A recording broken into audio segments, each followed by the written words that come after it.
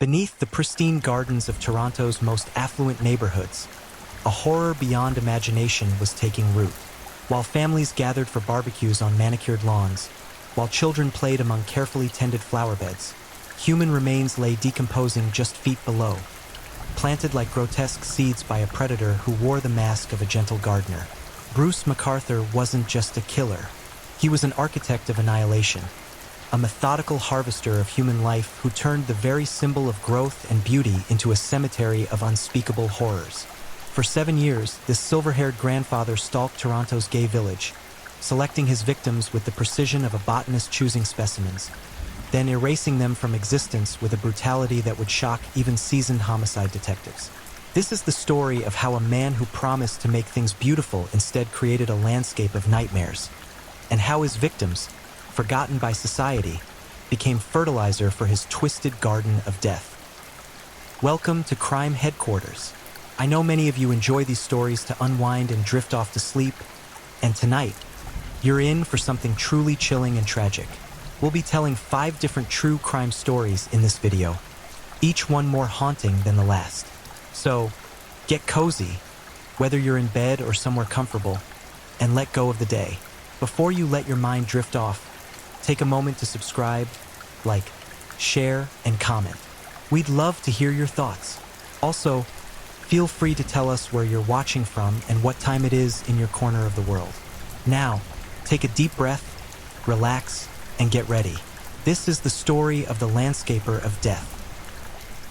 The morning of January 18th, 2018, began like any other winter day in Toronto. Snow blanketed the city in deceptive purity, masking the rot that festered beneath. At 19 Mallory Crescent, in the upscale Leaside neighborhood, homeowner Ron Smith had no idea that his perfectly manicured backyard was about to become ground zero for one of Canada's most horrific serial murder investigations.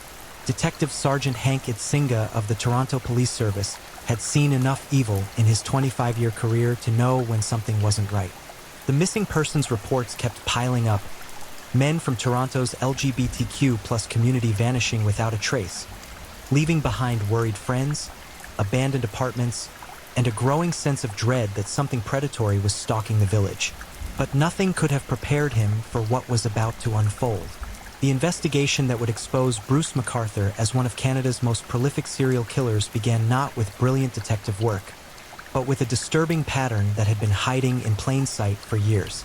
Since 2010, men had been disappearing from Toronto's gay village with alarming regularity. Not the kind of disappearances that make headlines. These were marginalized men, many of them immigrants, sex workers, or people living on society's edges. The kind of people whose absence might not be immediately noticed, whose pleas for help might not be immediately believed. Skandaraj Navratnam was the first to vanish. A 40-year-old Tamil asylum seeker from Sri Lanka, he was last seen on September 6, 2010, leaving Zippers, a popular gay bar in the village. Skunda, as his friends knew him, was a gentle soul who had fled civil war in his homeland, seeking safety and acceptance in Canada. He found community in the village, a place where being different wasn't just tolerated, it was celebrated. But on that September night, Skunda walked out of Zippers and into the waiting hands of a predator who saw him not as a human being deserving of dignity and life, but as prey. What happened next would become MacArthur's signature, a methodical process of seduction, domination, and annihilation that he would perfect over the next 7 years. Bruce MacArthur wasn't what anyone would expect a serial killer to look like. At 66 years old, when he was finally arrested, he resembled everyone's favorite grandfather. Silver-haired, bespectacled, with a gentle smile and kind eyes that betrayed nothing of the monster lurking beneath. He was a fixture in the gay village, known for his landscaping business and his presence on dating apps where he went by the username Silver Daddy. The dichotomy was staggering. By day, MacArthur tended to the gardens of Toronto's elite, transforming ordinary yards into botanical masterpieces. His clients trusted him with their homes, their privacy, their sense of security. Children played in spaces he had created. Families gathered in gardens he had designed. And all the while, he was perfecting his craft as a killer, learning how to make people disappear as completely as autumn leaves. By night, MacArthur prowled the village and various dating apps, presenting himself as a kindly older gentleman seeking companionship. He was particularly drawn to vulnerable men, immigrants struggling to establish themselves, older men seeking connection, anyone who might not be immediately missed if they vanished. His hunting ground was vast, spanning not just Toronto's gay village but extending online, where anonymity and desperation created the perfect conditions for predation. The second victim was Abdulbasir Faizi, a 42-year-old Afghan immigrant who disappeared on December 29, 2010, just months after Navratnam. Faizi was married with 4 children, living a double life that required careful navigation between his traditional family obligations and his sexual identity. This duality made him particularly vulnerable to MacArthur's manipulation. The shame and secrecy that surrounded his sexuality became weapons in the killer's arsenal. MacArthur's method was as calculated as his garden designs. He would establish contact through dating apps or chance encounters in the village, presenting himself as understanding and non-judgmental. For men struggling with their identity or facing social ostracism, this apparent acceptance was intoxicating. MacArthur offered not just physical intimacy but emotional sanctuary, a deadly combination that lured his victims into his web. The killer's apartment at 95 Thorncliffe Park Drive became a chamber of horrors disguised as a modest senior's dwelling. Here, MacArthur would bring his victims, offering them drugs, alcohol, and the promise of acceptance. What they found instead was a predator who had turned murder into performance art, complete with staged photographs that captured their final moments of terror. The ritualistic nature of MacArthur's crimes became apparent only after his arrest, when investigators uncovered a digital gallery of horror on his computer. He photographed his victims both before and after death, arranging their bodies like twisted art installations. Some images showed victims bound and posed while still alive, their eyes reflecting the dawning realization of their fate. Others captured the aftermath, bodies positioned with grotesque artistry, turned into macabre sculptures for the killer's private collection. But perhaps the most chilling aspect of MacArthur's methodology was his disposal method. Rather than simply hiding the evidence, he integrated it into his professional life with terrifying efficiency. The very gardens that brought him legitimate income became graveyards for his victims. He would dismember the bodies with the same precision he used to prune roses, then bury the remains in planters and gardens throughout the city. The third victim, Majid Kayhan, disappeared on October 18, 2012. A 58-year-old Iranian immigrant, Kayhan had fled his homeland's persecution of LGBTQ+ individuals, seeking freedom in Canada. Instead, he found MacArthur. Like the others, Kayhan was vulnerable, an older man struggling with loneliness and social isolation, exactly the type of prey MacArthur preferred. The killer's confidence grew with each successful murder. He began taking greater risks, keeping trophies from his victims, and developing increasingly elaborate disposal methods. Some remains were buried in clients' gardens, literally beneath the feet of unsuspecting homeowners. Others were stored in planters on his own property or hidden in the ravines and parks where he worked. The fourth victim was Selim Izin, a 44-year-old Turkish national who vanished on April 14, 2017. Izin was a sex worker struggling with mental health issues and substance abuse, vulnerabilities that made him both an easy target and unlikely to be immediately missed by authorities. His disappearance followed MacArthur's established pattern: contact through dating apps, promises of companionship and acceptance, then systematic destruction. By this time, MacArthur had refined his technique to a horrifying science. He knew exactly how to identify vulnerable targets, how to gain their trust, and how to ensure their complete disappearance. His landscaping business provided the perfect cover. He had legitimate reasons to be in multiple locations with shovels, bags, and other tools that could serve dual purposes. Who would question a gardener carrying plastic sheeting and lime? The fifth victim, Andrew Kinsman, disappeared on June 26, 2017. Unlike MacArthur's previous targets, Kinsman was well connected in the LGBTQ+ community, working as a bartender at a popular village establishment and maintaining strong friendships throughout the neighborhood. His disappearance finally triggered the kind of attention that MacArthur's previous victims had never received. Kinsman's friends knew something was wrong immediately. This wasn't a man who would simply vanish without explanation. They organized search parties, distributed missing person flyers, and pressured police to take the disappearance seriously. For the first time, MacArthur had chosen a victim whose absence would be noticed, investigated, and mourned by a community that refused to let another gay man disappear into silence. The pressure was mounting, but MacArthur's arrogance had grown along with his body count. Rather than lying low, he continued his deadly routine, convinced that his carefully constructed facade of normalcy would protect him indefinitely.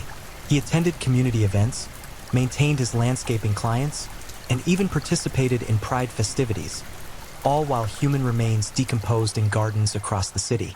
The sixth victim was Dean Lissowick, a 47-year-old homeless man who disappeared sometime in 2016 or 2017. Lissowick represented the most vulnerable segment of MacArthur's target demographic, a man so marginalized that his exact date of disappearance couldn't even be determined. He had no stable address, no regular employment, and few social connections. For MacArthur, he was the perfect victim, someone whose absence might never be questioned, let alone investigated. The seventh victim was Soroush Mahmoudi, a 50-year-old Iranian immigrant who vanished on August 15, 2015. Like Kayhan before him, Mahmoudi had fled Iran's persecution of LGBTQ+ individuals, seeking sanctuary in Canada. Instead, he found a predator who exploited his vulnerability and isolation. The cruel irony was inescapable. Men who had escaped state-sanctioned persecution in their homelands were being systematically murdered by a man who represented himself as their ally and protector. The eighth and final victim was Karushna Kumar Kanagaratnam, a 37-year-old Tamil asylum seeker who disappeared in early 2015. Like Navratnam before him, Kanagaratnam had fled Sri Lanka's civil war, seeking safety in Canada. The parallels were haunting. Two Tamil men, separated by years but united in their vulnerability, both falling prey to the same predator who saw their desperation as opportunity. As 2017 drew to a close, MacArthur had successfully murdered 8 men and hidden their remains throughout Toronto. His garden of death was flourishing, nourished by the decomposing bodies of men who had trusted him with their lives. But his luck was about to run out. The disappearance of Andrew Kinsman had galvanized the LGBTQ+ community and forced police to acknowledge what many had been saying for years. Someone was hunting gay men in Toronto, and the authorities needed to act. The investigation that would finally expose MacArthur's crimes was about to begin in earnest. Detective Sergeant Itsinga and his team were closing in, following digital breadcrumbs and witness statements that would soon lead them to 19 Mallory Crescent, and to the horrifying discovery that would shock not just Toronto but the entire world. The stage was set for one of the most dramatic arrests in Canadian criminal history. But first, investigators would have to dig through the frozen ground of a suburban backyard, searching for evidence of crimes so heinous they would redefine the public's understanding of evil. What they would find buried beneath the snow would haunt them for the rest of their lives.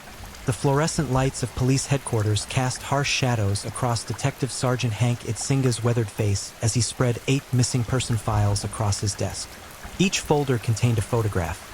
8 men whose smiles would never be seen again, whose voices had been silenced forever by a predator who walked among Toronto's citizens undetected. January 2018 marked a turning point in what would become known as the Project Prism investigation. For too long, the disappearances had been treated as isolated incidents. Men who had chosen to start new lives elsewhere, who had returned to countries of origin, who had simply fallen through the cracks of urban existence. But Andrew Kinsman's disappearance the previous June had shattered that comfortable fiction. Kinsman wasn't just another faceless victim. He was beloved in the gay village community, known for his wit, his activism, and his fierce loyalty to friends. When he vanished without a trace, leaving behind his medication, his beloved cat, and a life he would never willingly abandon, his friends refused to accept the standard explanations. They organized search parties, pressured media outlets for coverage, and demanded that police take their concerns seriously. The political pressure was immense. Toronto's LGBTQ+ community had endured decades of police indifference, harassment, and outright hostility. Trust between the community and law enforcement was fragile at best, toxic at worst. Now, with men disappearing at an alarming rate, that relationship was approaching a breaking point. Community leaders demanded action, threatening to take their concerns to higher authorities if the local police continued to treat these disappearances as low priority. Detective Itzinga understood the gravity of the situation. A 25-year veteran of the force, he had seen enough patterns to know when something was systematically wrong. The geographic clustering of disappearances around the gay village, the demographic similarities of the victims, the complete absence of digital footprints after their vanishing, it all pointed to predation. The breakthrough came through old-fashioned police work combined with modern technology. Kinsman's disappearance had been captured on surveillance cameras throughout the village, providing investigators with a timeline of his final hours. The last confirmed sighting showed him getting into a red Dodge Caravan, a vehicle that would become the key to unraveling MacArthur's entire operation. Traffic cameras and automatic license plate readers throughout Toronto had been passively collecting data for years, creating a digital web that could track vehicle movements across the city. When investigators fed the caravan's license plate into the system, a disturbing pattern emerged. The vehicle had been present in the vicinity of multiple missing person locations, always around the time of the disappearances. But surveillance footage and license plate data were just the beginning. Investigators began the painstaking process of mapping MacArthur's digital footprint across dating apps and social media platforms. What they discovered was a predator who had weaponized technology, using multiple fake profiles to cast a wide net across Toronto's LGBTQ+ community. On dating apps like Grindr, Squirt, and Silver Daddies, MacArthur presented himself as Bruce, or Silver Daddy, a distinguished older gentleman seeking companionship with younger men. His profiles were carefully crafted to appeal to vulnerable individuals. He emphasized his stability, his discretion, and his non-judgmental nature. For men struggling with their sexuality or facing social isolation, these promises were irresistible bait. The investigation revealed the sophisticated nature of MacArthur's hunting methodology. He didn't simply wait for victims to come to him, he actively recruited them. Chat logs recovered from his devices showed a pattern of grooming behavior that spanned weeks or even months. He would establish trust gradually, presenting himself as understanding and supportive while subtly gathering information about his target's vulnerabilities, social connections, and likelihood of being missed if they disappeared. Forensic analysis of MacArthur's computer revealed a digital chamber of horrors that would haunt investigators for years. The killer had maintained meticulous records of his crimes, including photographs that documented every stage of his process. Some images showed victims alive but bound, their eyes wide with terror as they realized their fate. Others captured the methodical dismemberment process, with body parts arranged like grotesque still-life compositions. The photographs served multiple purposes in MacArthur's twisted psychology. They were trophies that allowed him to relive his crimes, artistic expressions of his power over life and death, and practical documentation of his disposal methods. Each image was time-stamped and organized with the same care he brought to his landscaping work, creating a digital archive of annihilation. But perhaps most disturbing was the discovery that MacArthur had been refining his technique over time. Early photographs showed amateur mistakes, awkward positioning, poor lighting, evidence of struggle. Later images demonstrated a horrifying evolution in his methodology, with victims posed in elaborate tableaus that revealed the killer's growing confidence and creativity. The digital evidence painted a picture of a predator who saw murder not as a crime of passion or necessity, but as performance art. MacArthur wasn't simply eliminating his victims. He was transforming them into objects for his personal gratification, reducing human beings to props in his twisted fantasies. As investigators delved deeper into MacArthur's background, a disturbing pattern of escalation emerged. His first known assault had occurred in 2001, when he was arrested for attacking a man with a metal pipe in a park after a sexual encounter. The victim survived, but the incident provided crucial insight into MacArthur's psychology. Even then, he was demonstrating a propensity for extreme violence triggered by sexual encounters. The 2001 arrest had resulted in probation and court-ordered therapy, interventions that clearly failed to address the root causes of MacArthur's violent impulses. Instead, he had learned to be more careful, more calculating, and more successful in avoiding detection. The failed intervention had essentially provided him with a roadmap for future crimes, teaching him what mistakes to avoid rather than addressing his underlying pathology. Psychological profilers brought in to assist the investigation identified classic patterns of serial killer behavior in MacArthur's evolution. The escalation from assault to murder, the increasing frequency of attacks, the growing sophistication of disposal methods, all pointed to a predator who was becoming more confident and more dangerous with each successful kill. The task force assembled to hunt MacArthur was unlike anything Toronto police had deployed before. Project Prism brought together detectives, forensic specialists, digital analysts, and psychological profilers in an unprecedented effort to track a serial killer who had been operating undetected for nearly a decade. The pressure was enormous, not just from the media and public, but from a community that had lost faith in law enforcement's ability to protect its most vulnerable members. Surveillance teams began monitoring MacArthur around the clock, documenting his daily routines and identifying potential future victims. What they observed was a predator in full operation, a man who maintained his facade of normalcy while actively hunting for his next target. He continued to operate his landscaping business, maintain client relationships, and present himself as a pillar of the community, all while law enforcement closed in around him. The surveillance revealed the chilling extent of MacArthur's infiltration into Toronto's LGBTQ+ community. He wasn't an outsider preying on strangers. He was embedded within the very community he was destroying. He attended pride events, frequented popular gay venues, and maintained friendships with potential victims.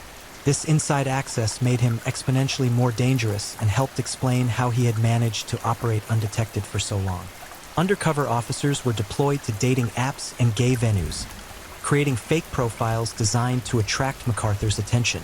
The goal was to gather evidence of his predatory behavior without putting additional lives at risk. These operations required extraordinary care. Investigators needed to build a case without inadvertently creating new victims or alerting MacArthur to their presence. The psychological toll on investigators was immense.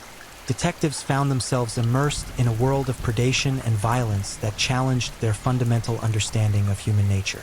The images on MacArthur's computer, the casual brutality of his methods, the methodical nature of his disposal techniques, it all painted a picture of evil that was difficult to comprehend, let alone investigate professionally. Support systems had to be established within the task force to help officers cope with the psychological impact of the case.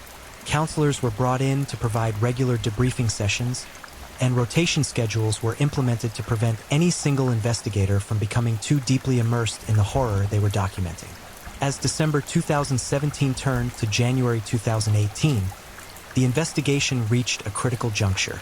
Surveillance teams had identified a pattern in MacArthur's recent activities that suggested he was preparing for another attack. His online activity had increased dramatically, and he was spending more time in locations associated with previous disappearances. The decision was made to intervene before another life could be lost. On the morning of January 18, 2018, armed tactical teams surrounded properties associated with MacArthur, preparing to end his reign of terror. The arrest would be just the beginning of an investigation that would shock the world and forever change how law enforcement approached cases involving vulnerable populations. But first, investigators would have to confront the physical evidence of MacArthur's crimes. A garden of death that had been growing beneath Toronto's feet for almost 8 years. What they would discover buried in suburban backyards would exceed their worst nightmares and provide irrefutable proof of systematic murder on a scale rarely seen in Canadian criminal history. The hunt was about to end, but the true horror was just beginning to emerge from the frozen ground of a quiet residential neighborhood where children played and families gathered, unaware that they were literally living on top of a mass grave created by one of Canada's most prolific serial killers. The battering ram struck the door of 19 Mallory Crescent with thunderous force at exactly 11:15 a.m. on January 18, 2018. Elite tactical officers flooded through the breach, their weapons drawn and voices commanding as they swept through the modest home where Bruce MacArthur had been hiding in plain sight. Within minutes, the gray-haired killer was on the ground, handcuffed and silent, his 7-year reign of terror finally at an end. But the arrest was just the beginning. As investigators began processing the crime scene, they realized they were standing at the epicenter of something far more horrifying than they had ever imagined. This wasn't just the capture of a serial killer. It was the discovery of an entire underground ecosystem of death that had been flourishing beneath Toronto's manicured surfaces. Detective Sergeant Hank Itzinga stood in the backyard of 19 Mallory Crescent, surveying the pristine landscaping that had become synonymous with MacArthur's professional reputation. Raised garden beds lined the property's perimeter, filled with dormant perennials and carefully planned compositions that would bloom magnificently come spring. But Itzinga wasn't admiring the design. He was imagining what might be buried beneath those perfectly arranged plants. The homeowner, Ron Smith, watched in shocked disbelief as investigators began examining his property with ground-penetrating radar and cadaver dogs. Smith had hired MacArthur years earlier to transform his backyard into a botanical showcase, never imagining that his landscaper was using the project as a cover for disposal of human remains. The violation was beyond comprehension. His family had barbecued over those gardens. His children had played among those flowers, all while standing literally on top of a mass grave. The first excavation began in the northwest corner of the property, where ground-penetrating radar had detected anomalies consistent with buried organic matter. As investigators carefully removed layers of frozen soil, the horrifying truth began to emerge. Wrapped in tarps and garbage bags, dismembered human remains had been buried with the same care MacArthur brought to planting bulbs. The killer's methodology was as methodical as his garden designs. Bodies had been systematically dismembered using tools that doubled as landscaping implements: hand saws, pruning shears, and gardening knives that could cut through bone as easily as they trimmed branches. Each body part had been carefully wrapped and buried at specific depths, with some remains scattered across multiple locations to minimize the risk of discovery. Forensic anthropologist Dr. Tracy Rogers was called in to oversee the excavation process. With over 2 decades of experience in mass grave recoveries, she had worked in war zones and disaster sites around the world, but nothing had prepared her for the meticulous horror of MacArthur's burial grounds. This wasn't random disposal, she would later testify. This was systematic placement with careful attention to decomposition rates and soil conditions. The excavation at Mallory Crescent took weeks to complete. Each day brought new horrors as investigators uncovered evidence of MacArthur's crimes. Teeth, bone fragments, and personal effects emerged from the frozen ground like grotesque archaeological artifacts. A wallet belonging to Andrew Kinsman, jewelry from other victims, pieces of clothing that had been buried along with their owners. Each discovery added another piece to the puzzle of systematic murder. But the Mallory Crescent property was just the beginning. MacArthur's landscaping business had given him access to dozens of properties across Toronto, and investigators realized they were facing a city-wide excavation project. Ground-penetrating radar teams were dispatched to every location where MacArthur had worked, while cadaver dogs swept through parks and ravines where he had been known to operate. The killer's client list read like a directory of Toronto's elite, wealthy homeowners in Leaside, Rosedale, and other affluent neighborhoods who had paid premium prices for MacArthur's botanical expertise. Now their pristine gardens were being torn apart by investigators searching for evidence of mass murder. The psychological impact on these families was immense, discovering that their trusted landscaper had been using their properties as dumping grounds for human remains. At 53 Mallory Crescent, just down the street from the original discovery, investigators uncovered additional remains buried beneath a meticulously maintained herb garden. The irony was nauseating. Herbs meant to nourish and heal had been growing from soil fertilized by the decomposing bodies of murder victims. MacArthur had turned the very symbol of life and growth into a monument to death and destruction.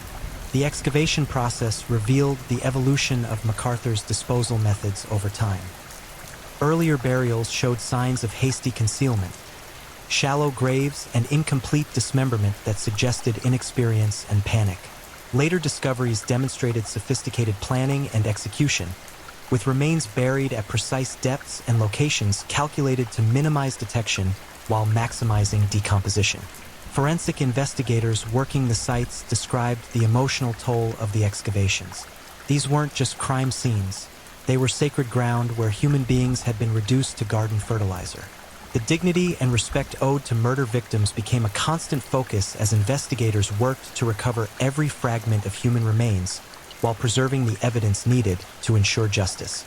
The killer's planters presented a particular challenge for investigators.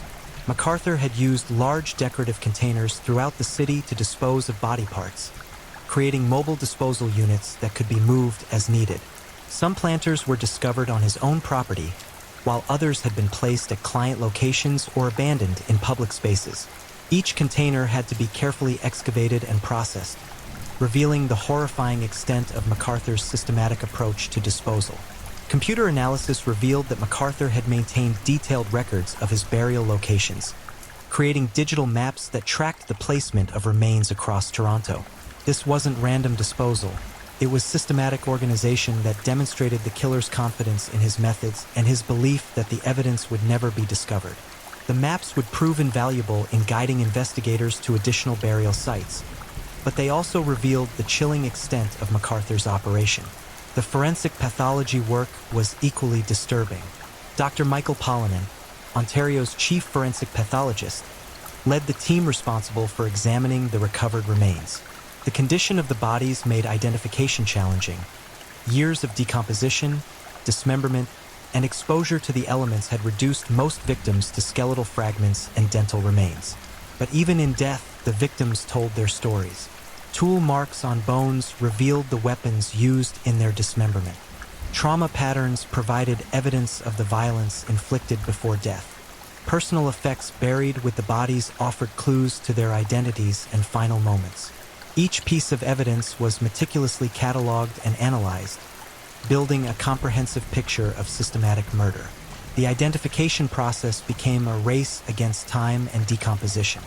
DNA analysis was complicated by the condition of the remains and the passage of time, requiring innovative forensic techniques and international cooperation with laboratories specializing in degraded samples. Dental records became crucial for identification, with forensic odontologists working around the clock to match dental remains with missing persons reports. Family members of the missing men found themselves caught between hope and horror as investigators worked to identify the recovered remains. For some, the discovery brought closure, final confirmation of what they had long suspected. For others, the gruesome details of their loved ones' deaths added trauma to their already devastating loss. The scale of the excavation operation was unprecedented in Canadian criminal history. Over 100 investigators were deployed across multiple sites, working in conditions that ranged from frozen winter ground to spring mud as the seasons changed. Specialized equipment was brought in from around the world, including ground-penetrating radar systems, cadaver dogs trained in human remains detection, and archaeological tools designed for delicate excavation work. The logistics alone were staggering. Each excavation site had to be secured, processed, and restored. Evidence had to be carefully collected, cataloged, and preserved for forensic analysis. Chain of custody had to be maintained across dozens of locations and hundreds of pieces of evidence. The entire operation required coordination between multiple agencies and unprecedented resources. Media coverage of the excavations brought international attention to the case. News crews from around the world descended on Toronto, broadcasting images of investigators carefully sifting through garden soil in search of human remains. The contrast between the mundane suburban settings and the horrific nature of the discoveries created a surreal atmosphere that captured public attention and imagination. The psychological impact extended far beyond law enforcement and the victims' families. Toronto's LGBTQ+ community grappled with the realization that a predator had been hunting among them for years, using their dating apps, frequenting their venues, and exploiting their vulnerabilities. The sense of violation was profound, not just because of the murders themselves, but because of the systematic way MacArthur had infiltrated and betrayed their community. Garden centers across Toronto reported a drop in sales as residents became uncomfortable with the idea of disturbing soil that might contain human remains.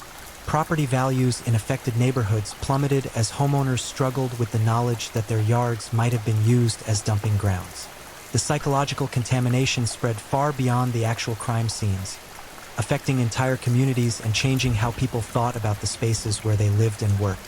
As winter turned to spring and the excavations continued, investigators began to piece together the full scope of MacArthur's operation. This wasn't just serial murder, it was systematic annihilation carried out with industrial efficiency. The killer had turned his entire professional life into a cover for disposing of his victims, creating an integrated operation that combined predation, murder, dismemberment, and disposal into a seamless process. The garden beds that had once been symbols of beauty and growth had become monuments to human evil. But they had also become crime scenes that would provide the evidence needed to ensure that Bruce MacArthur would never harm another human being. As investigators continued their grim work, they were writing the final chapter in a story of systematic murder that had terrorized Toronto's LGBTQ+ community for nearly a decade. The excavations would continue for months, revealing the true scope of MacArthur's crimes and providing the evidence needed to ensure justice for his victims. But even as the investigation progressed, one question haunted everyone involved. How many more burial sites were waiting to be discovered across a city that had unknowingly been living on top of a serial killer's garden of death? The courtroom at 361 University Avenue fell into absolute silence as Crown Prosecutor Michael Cantlin rose to address Justice John McMahon on February 4, 2019. What followed would be one of the most harrowing victim impact statements in Canadian legal history. A methodical recitation of systematic murder that would forever change how the justice system approached cases involving serial predators. Bruce MacArthur sat motionless in the prisoner's dock, his hands folded, his expression vacant. Gone was the genial landscaper who had charmed clients and dating app contacts for nearly a decade. In his place sat a hollow shell of a man, stripped of his carefully constructed facade and exposed as one of Canada's most prolific serial killers. The weight of 8 life sentences hung over him like a death shroud as Prosecutor Cantlin began to speak. These were not random acts of violence, Cantlin declared, his voice cutting through the heavy silence. These were calculated executions carried out by a predator who weaponized trust, exploited vulnerability, and turned murder into a methodical process of human elimination. The agreed statement of facts that emerged during MacArthur's guilty plea painted a picture of systematic predation that had evolved over 7 years into an efficient killing machine.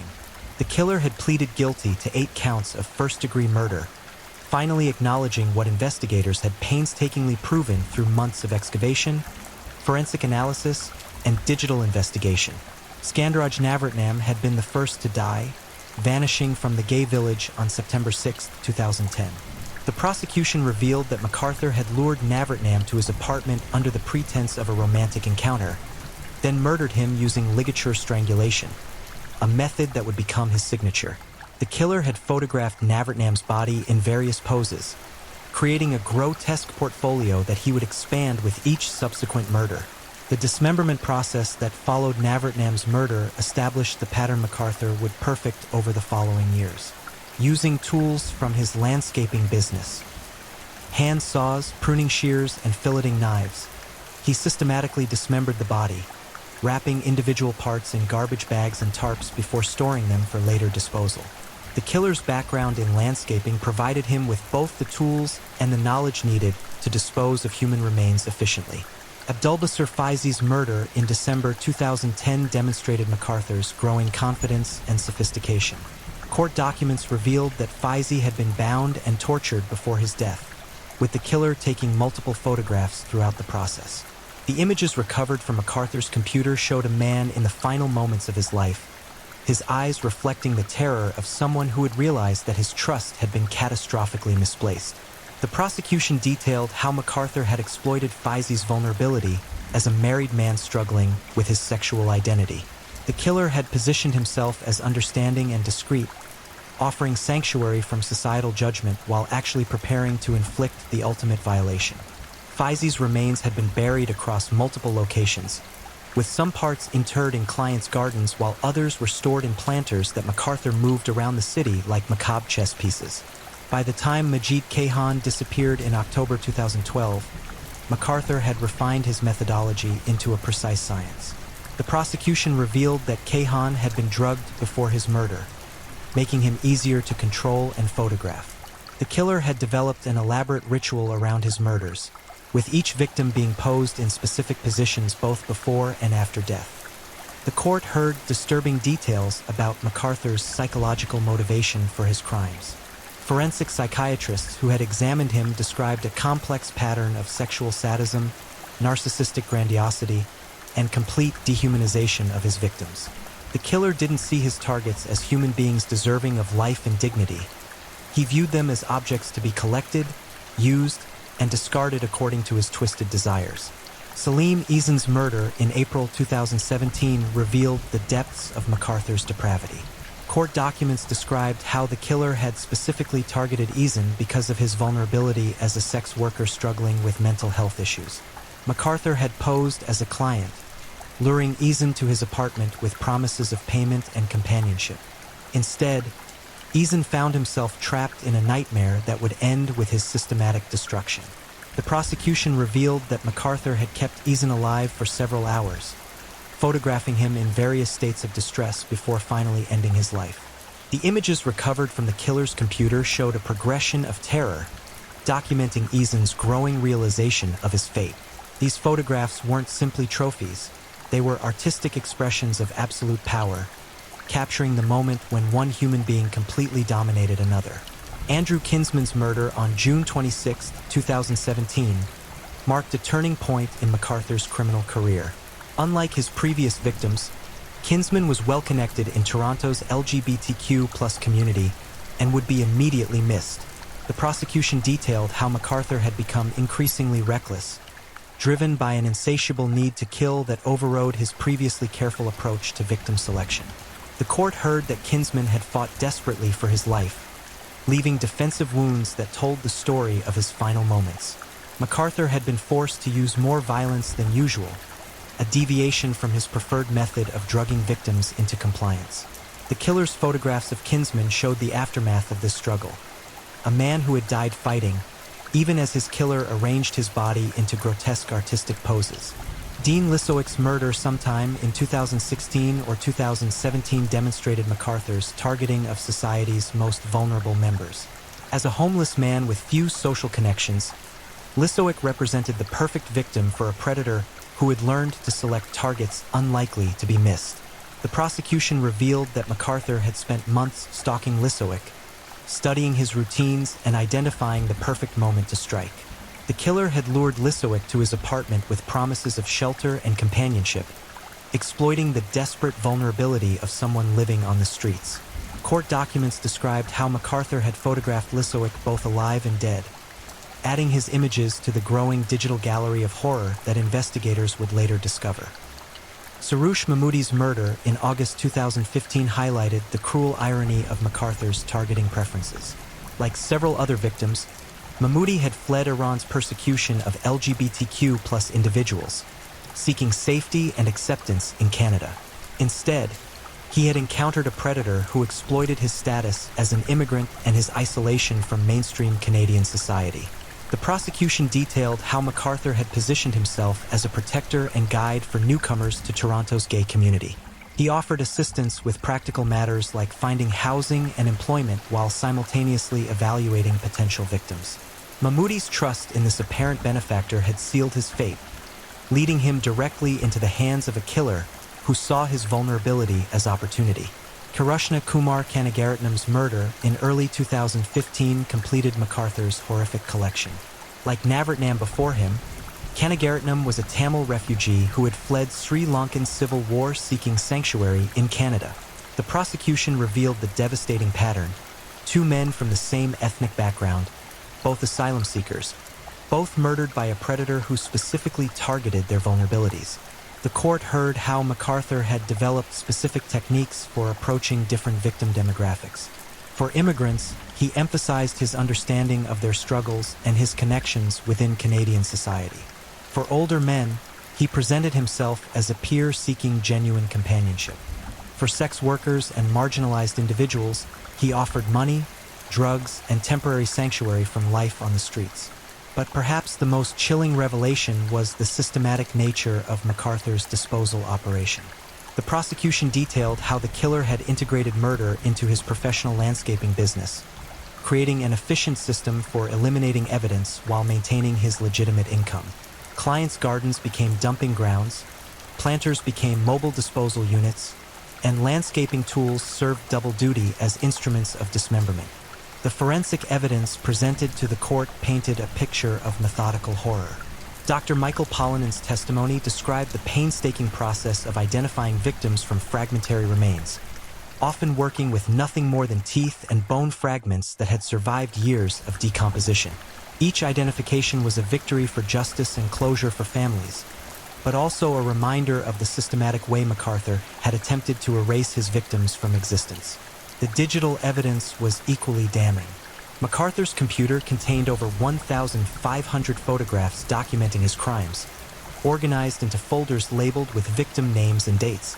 The images showed the evolution of his technique from amateur brutality to sophisticated artistry, revealing a killer who saw murder as creative expression and human beings as raw materials for his twisted vision. Detective Sergeant Hank Itzinga's testimony provided insight into the investigation that had finally brought MacArthur to justice. The breakthrough had come through traditional police work, following digital breadcrumbs, analyzing patterns, and refusing to accept that these disappearances were coincidental. But the investigation had also revealed systemic failures in how law enforcement had previously handled missing persons cases involving marginalized populations. The victim impact statements were perhaps the most powerful element of the proceedings.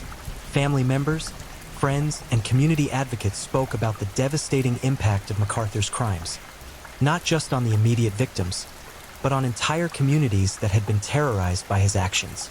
The gay village, once a sanctuary for LGBTQ+ individuals seeking acceptance, had been transformed into a hunting ground by a predator who had infiltrated and betrayed the very community he was destroying. Karen Fraser, Andrew Kinsman's friend and advocate, delivered a statement that captured the collective grief of Toronto's LGBTQ+ community. She spoke about the culture of fear that had developed as men continued to disappear, the way trust had been shattered by the revelation that a predator was hunting among them, and the long process of healing that lay ahead. The families of immigrant victims faced additional trauma, struggling with language barriers, cultural differences, and immigration concerns while seeking justice for their murdered loved ones. Many had to navigate complex legal and bureaucratic systems while grieving losses that had been compounded by the grotesque nature of the crimes. Justice John McMahon's sentencing decision on February 8, 2019, reflected the unprecedented nature of MacArthur's crimes. 8 consecutive life sentences with no possibility of parole for 25 years meant that the 67-year-old killer would likely die in prison. The judge described the crimes as representing the embodiment of evil and noted that MacArthur had shown no genuine remorse for his actions. The sentence sent a clear message about society's condemnation of systematic predation targeting vulnerable populations. But it also raised troubling questions about how many other victims might remain undiscovered, buried in gardens and planters across Toronto. The investigation had focused on identified missing persons, but MacArthur's methodical approach suggested he might have claimed additional victims whose disappearances had never been reported or investigated. The aftermath of MacArthur's conviction extended far beyond the courtroom. Toronto's LGBTQ+ community grappled with the psychological impact of systematic predation, working to rebuild trust and create safer spaces for vulnerable members. Dating apps implemented new safety features designed to prevent future predation, while law enforcement agencies developed new protocols for investigating missing persons cases involving marginalized populations. The excavation sites across Toronto became impromptu memorials as community members left flowers, candles, and messages honoring MacArthur's victims. These gestures of remembrance stood in stark contrast to the killer's attempts to erase his victims from existence, asserting the fundamental human dignity that he had tried to destroy.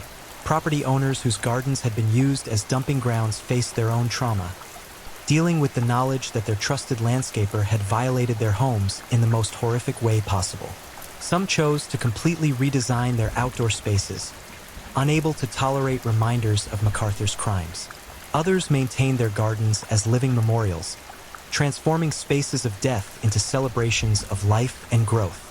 The Bruce MacArthur case fundamentally changed how Canadian law enforcement approaches serial predation. New protocols were established for cross-referencing missing persons reports, analyzing digital evidence from dating apps and social media, and coordinating multi-jurisdictional investigations. The case demonstrated the importance of taking disappearances seriously, regardless of the social status or perceived lifestyle of the missing individuals. Educational initiatives were launched within LGBTQ+ communities, teaching safety strategies for online dating and recognizing predatory behavior.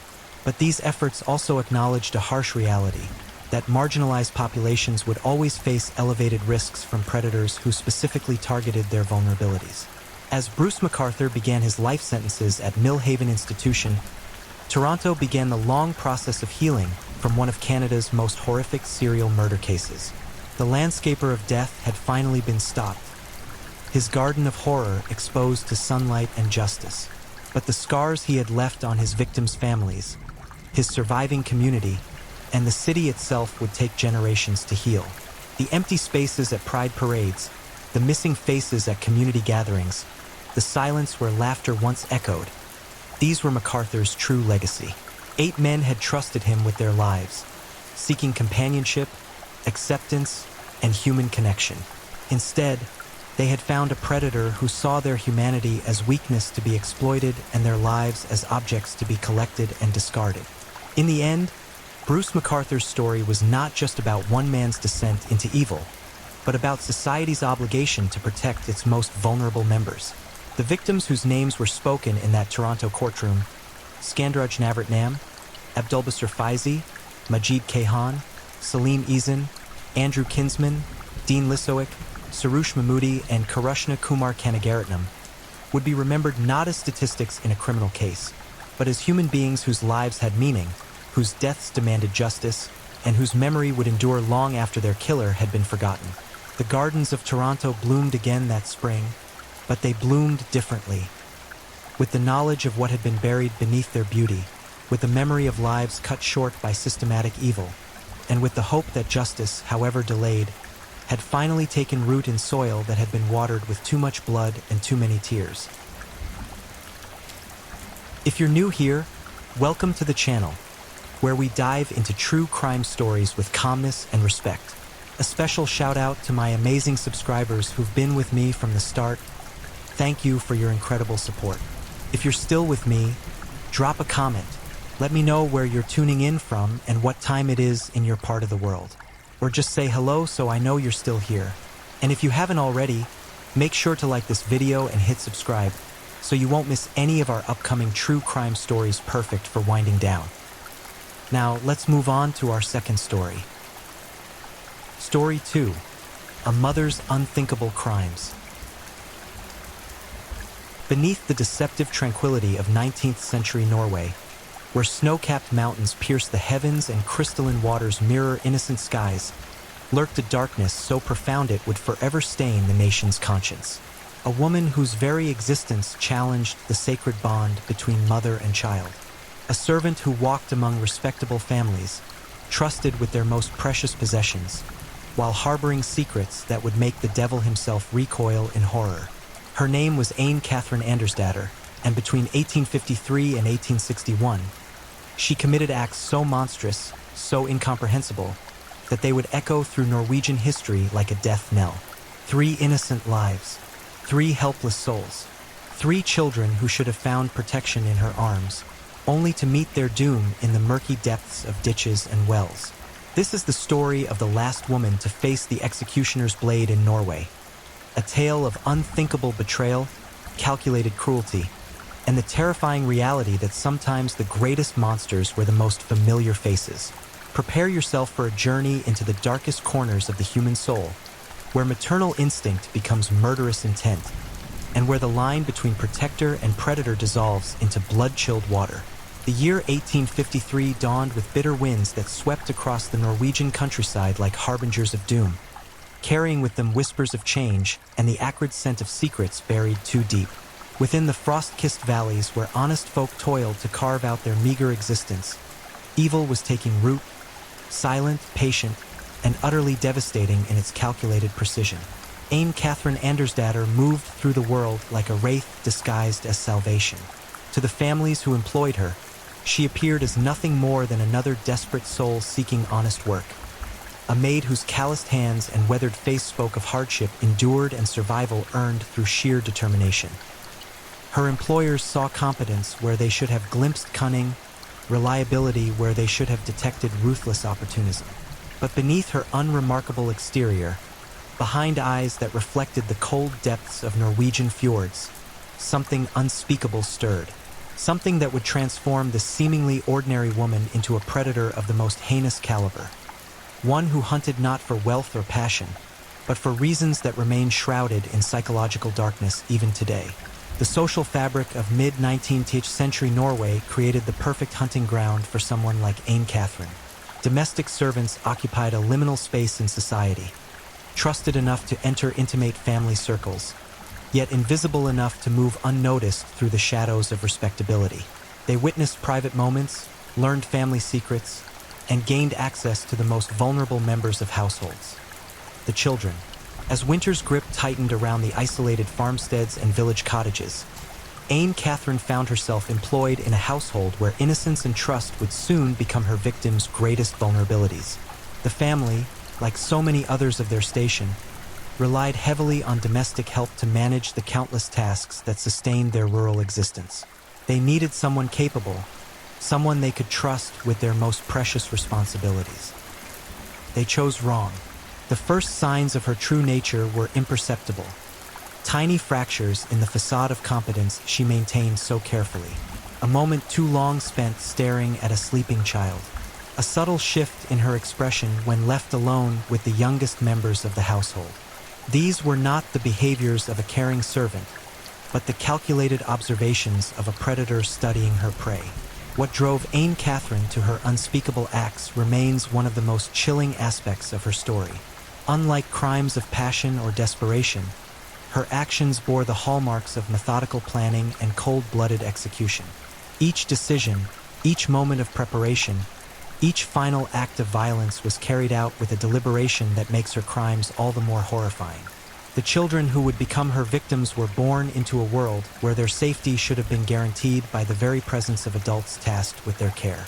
Instead, they found themselves in the hands of someone who had already crossed a line that most human beings could never even approach. Someone who had decided that innocent lives were expendable for reasons known only to her twisted psyche. As the harsh Norwegian winter deepened, creating natural barriers that isolated communities from outside help or intervention, Ane Catherine began her descent into acts so monstrous that they would eventually earn her a place in the darkest annals of criminal history. The cold that preserved the landscape would soon preserve evidence of her crimes, freezing moments of horror into grotesque tableaus that would haunt investigators for decades to come. The methodical nature of her crimes suggests a level of premeditation that transforms each act from a moment of madness into a calculated assault on humanity itself. She didn't strike in rage or desperation. She planned, she waited, she chose her moments with the precision of a practiced killer. This wasn't the work of someone who had lost control. This was someone who had gained it, wielding power over life and death with terrifying efficiency. Her first victim would be a child whose only crime was existing in the wrong place at the wrong time, under the care of someone who had already abandoned every principle that separates civilization from barbarity. The trust placed in Ane Catherine would become the weapon she used to destroy the most innocent among us. The isolation of rural Norwegian communities in the 1850s created perfect conditions for her crimes to remain undetected for far longer than they should have. Communication between settlements was slow and unreliable. Law enforcement was sparse and often days away, and the harsh climate made investigation and travel extremely difficult during certain seasons. But perhaps most chilling of all was the way she exploited the natural trust that families placed in their domestic help. In an era where extended family networks and tight-knit communities were the primary sources of childcare support, hiring a maid or servant was often seen as bringing another family member into the household. The idea that such a person could pose a threat to children was almost unthinkable. This trust would prove fatal for 3 innocent souls who had no way of understanding that the person responsible for their care had already decided their fate. They would never know that their final moments were not accidents or tragedies, but the culmination of careful planning by someone who had crossed a moral boundary that most people cannot even imagine approaching. As winter's darkness enveloped the Norwegian countryside, Anne Catherine Andersdatter prepared to commit her first act of unspeakable evil. The stage was set, the victims were chosen, and a monster was about to reveal her true nature to a world that would struggle to comprehend the depth of her depravity. The children slept peacefully in their beds, unaware that their trusted caregiver was planning their deaths with the same methodical attention she might give to any other household task.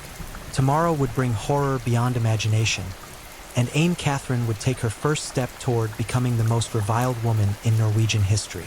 But tonight, evil walked among them wearing a familiar face, and innocence slumbered on, blissfully unaware that dawn would bring not safety and routine, but calculated murder at the hands of someone they had been taught to trust above all others. The transformation from caregiver to killer was complete. All that remained was the execution of her monstrous plan, and the beginning of a reign of terror that would claim 3 young lives before justice finally caught up with the woman who would become Norway's most notorious female serial killer. The darkness that had always existed within Anne Catherine Andersdatter was about to be unleashed upon the world, and nothing would ever be the same again. The morning of the first murder dawned with an eerie stillness that seemed to press against the windows of the isolated farmhouse like a suffocating shroud. The sky hung low and gray, pregnant with the promise of snow, while the world outside held its breath as if nature itself sensed the approaching horror. Within the walls of what should have been sanctuary, Anne Catherine Andersdatter moved with the calculated precision of a predator who had finally decided to strike. Her first victim was a child whose age made the crime all the more heinous. Too young to understand danger, too trusting to recognize the signs of impending doom. The child had awakened that morning with the innocent expectation that the day would unfold like countless others, filled with simple pleasures and the comforting presence of familiar faces.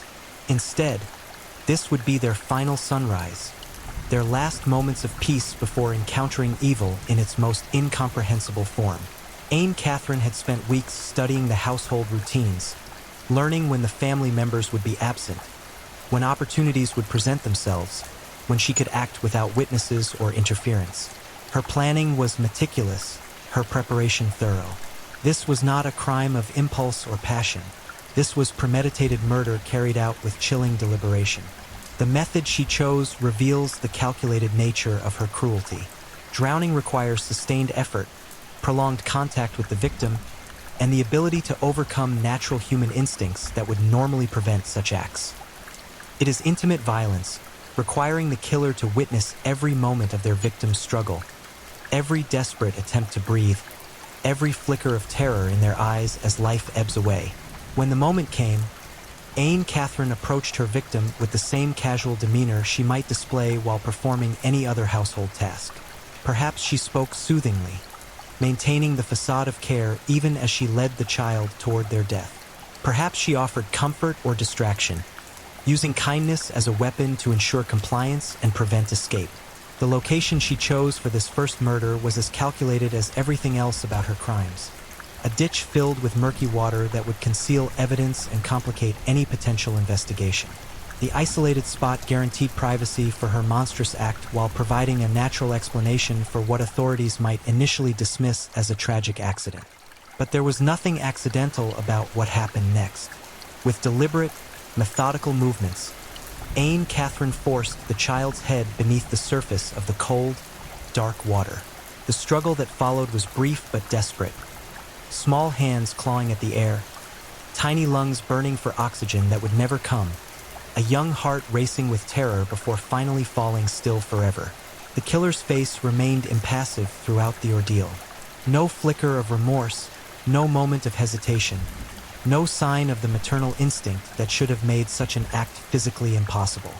She watched as the life drained from her victim's eyes with the same detached interest she might show while observing any other natural process. When the struggling stopped and the water finally claimed its victim, Anne Catherine carefully arranged the scene to appear accidental.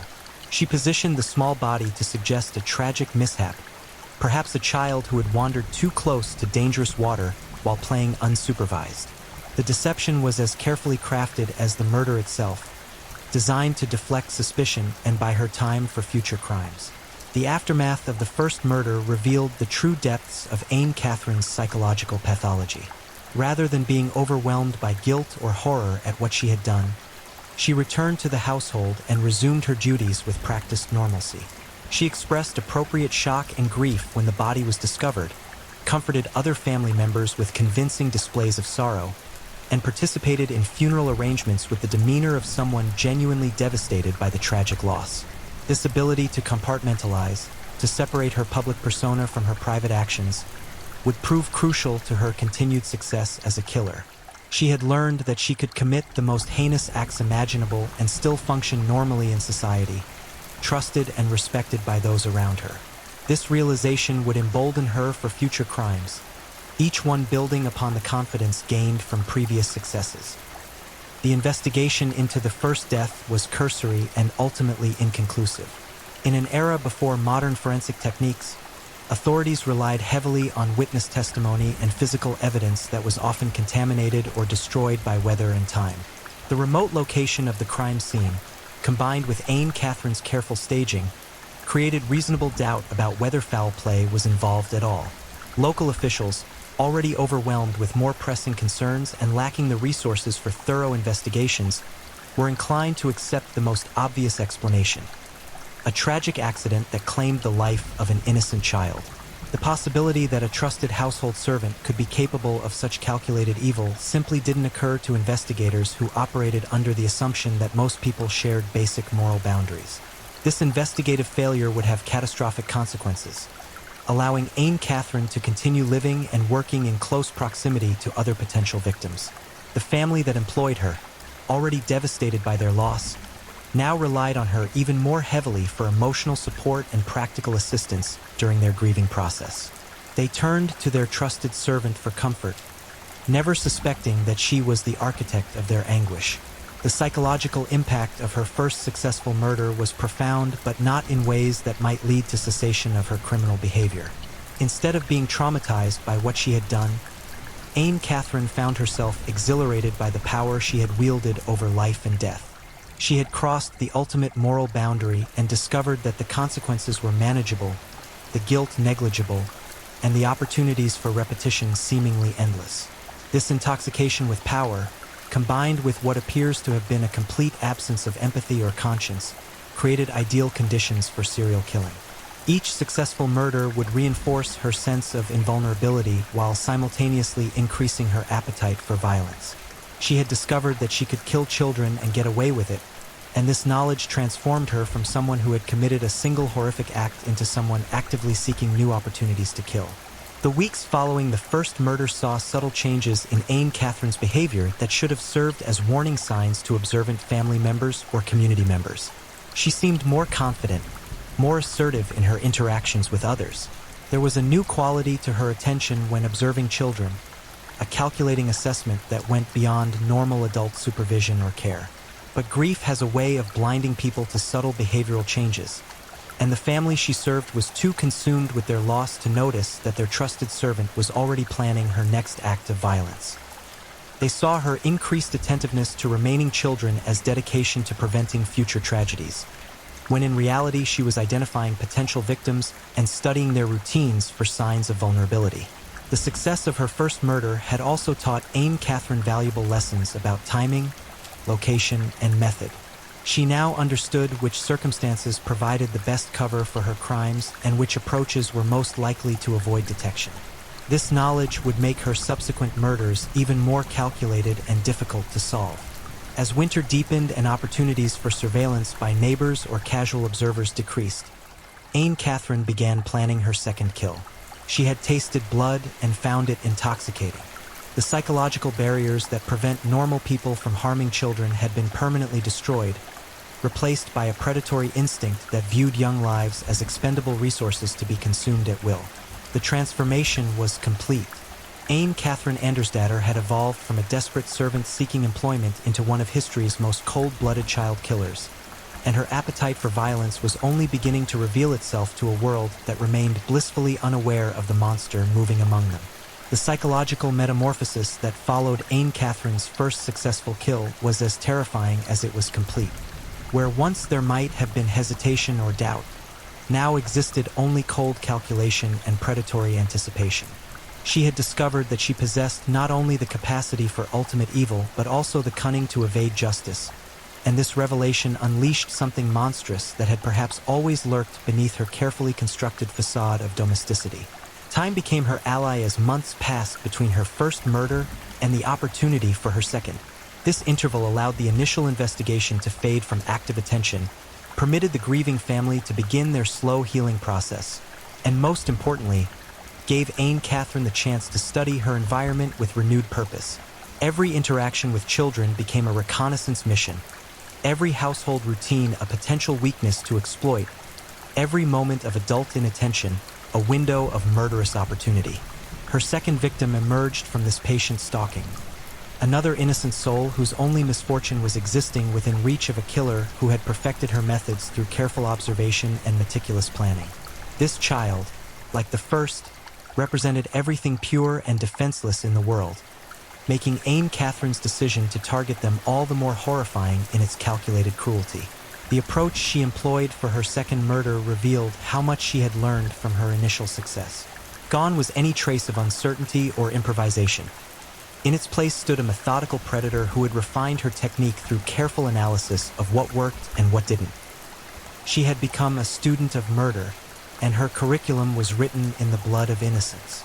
The location chosen for this second killing demonstrated even greater tactical sophistication than the first. Rather than relying solely on isolation, Anne Catherine selected a spot that offered multiple advantages.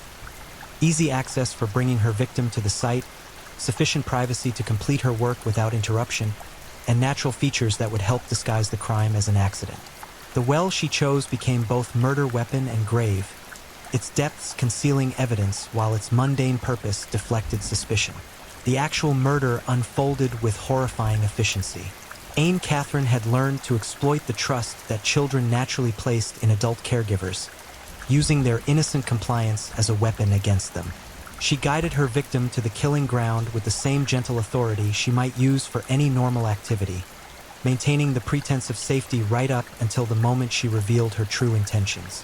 What followed was not the frenzied violence of someone overwhelmed by emotion, but the methodical execution of a plan that had been rehearsed countless times in her mind. She had visualized every step, anticipated every possible complication, prepared for every contingency.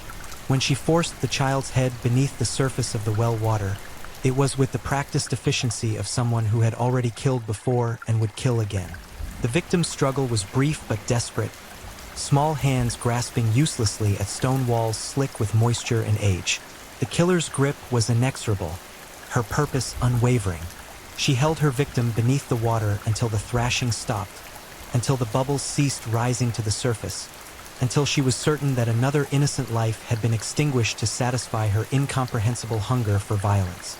The aftermath revealed how much Anne Catherine had evolved as a killer. Her disposal of evidence was more sophisticated, her staging of the scene more convincing, her emotional performance more polished. She had learned from her first success and applied those lessons to create an even more perfect crime, one that would be even more difficult for investigators to solve and even easier for the community to accept as a tragic accident. Her return to normal activities following the second murder was accomplished with such skill that it bordered on the supernatural. She comforted the grieving family with displays of sorrow that appeared genuine to all observers, participated in search efforts with convincing dedication, and maintained her household duties with the reliability that had originally earned their trust. The disconnect between her public persona and private actions was so complete that it defied normal human psychology. This second successful murder had a profound impact on Anne Catherine's psychological state, but not in ways that would lead toward redemption or cessation of her criminal behavior. Instead, it reinforced her sense of invulnerability while simultaneously increasing her appetite for violence. She had now proven twice that she could kill children and escape detection, and this track record of success made her increasingly bold in her planning and execution. The investigation into the second death was, if anything, even more perfunctory than the first. Authorities who had already concluded that the earlier death was accidental were predisposed to view this second tragedy through the same lens. The possibility that two separate accidents could befall children under the care of the same servant was considered unlikely but not impossible. especially given the harsh realities of life in rural 19th century Norway. This investigative blindness would prove catastrophic for future victims.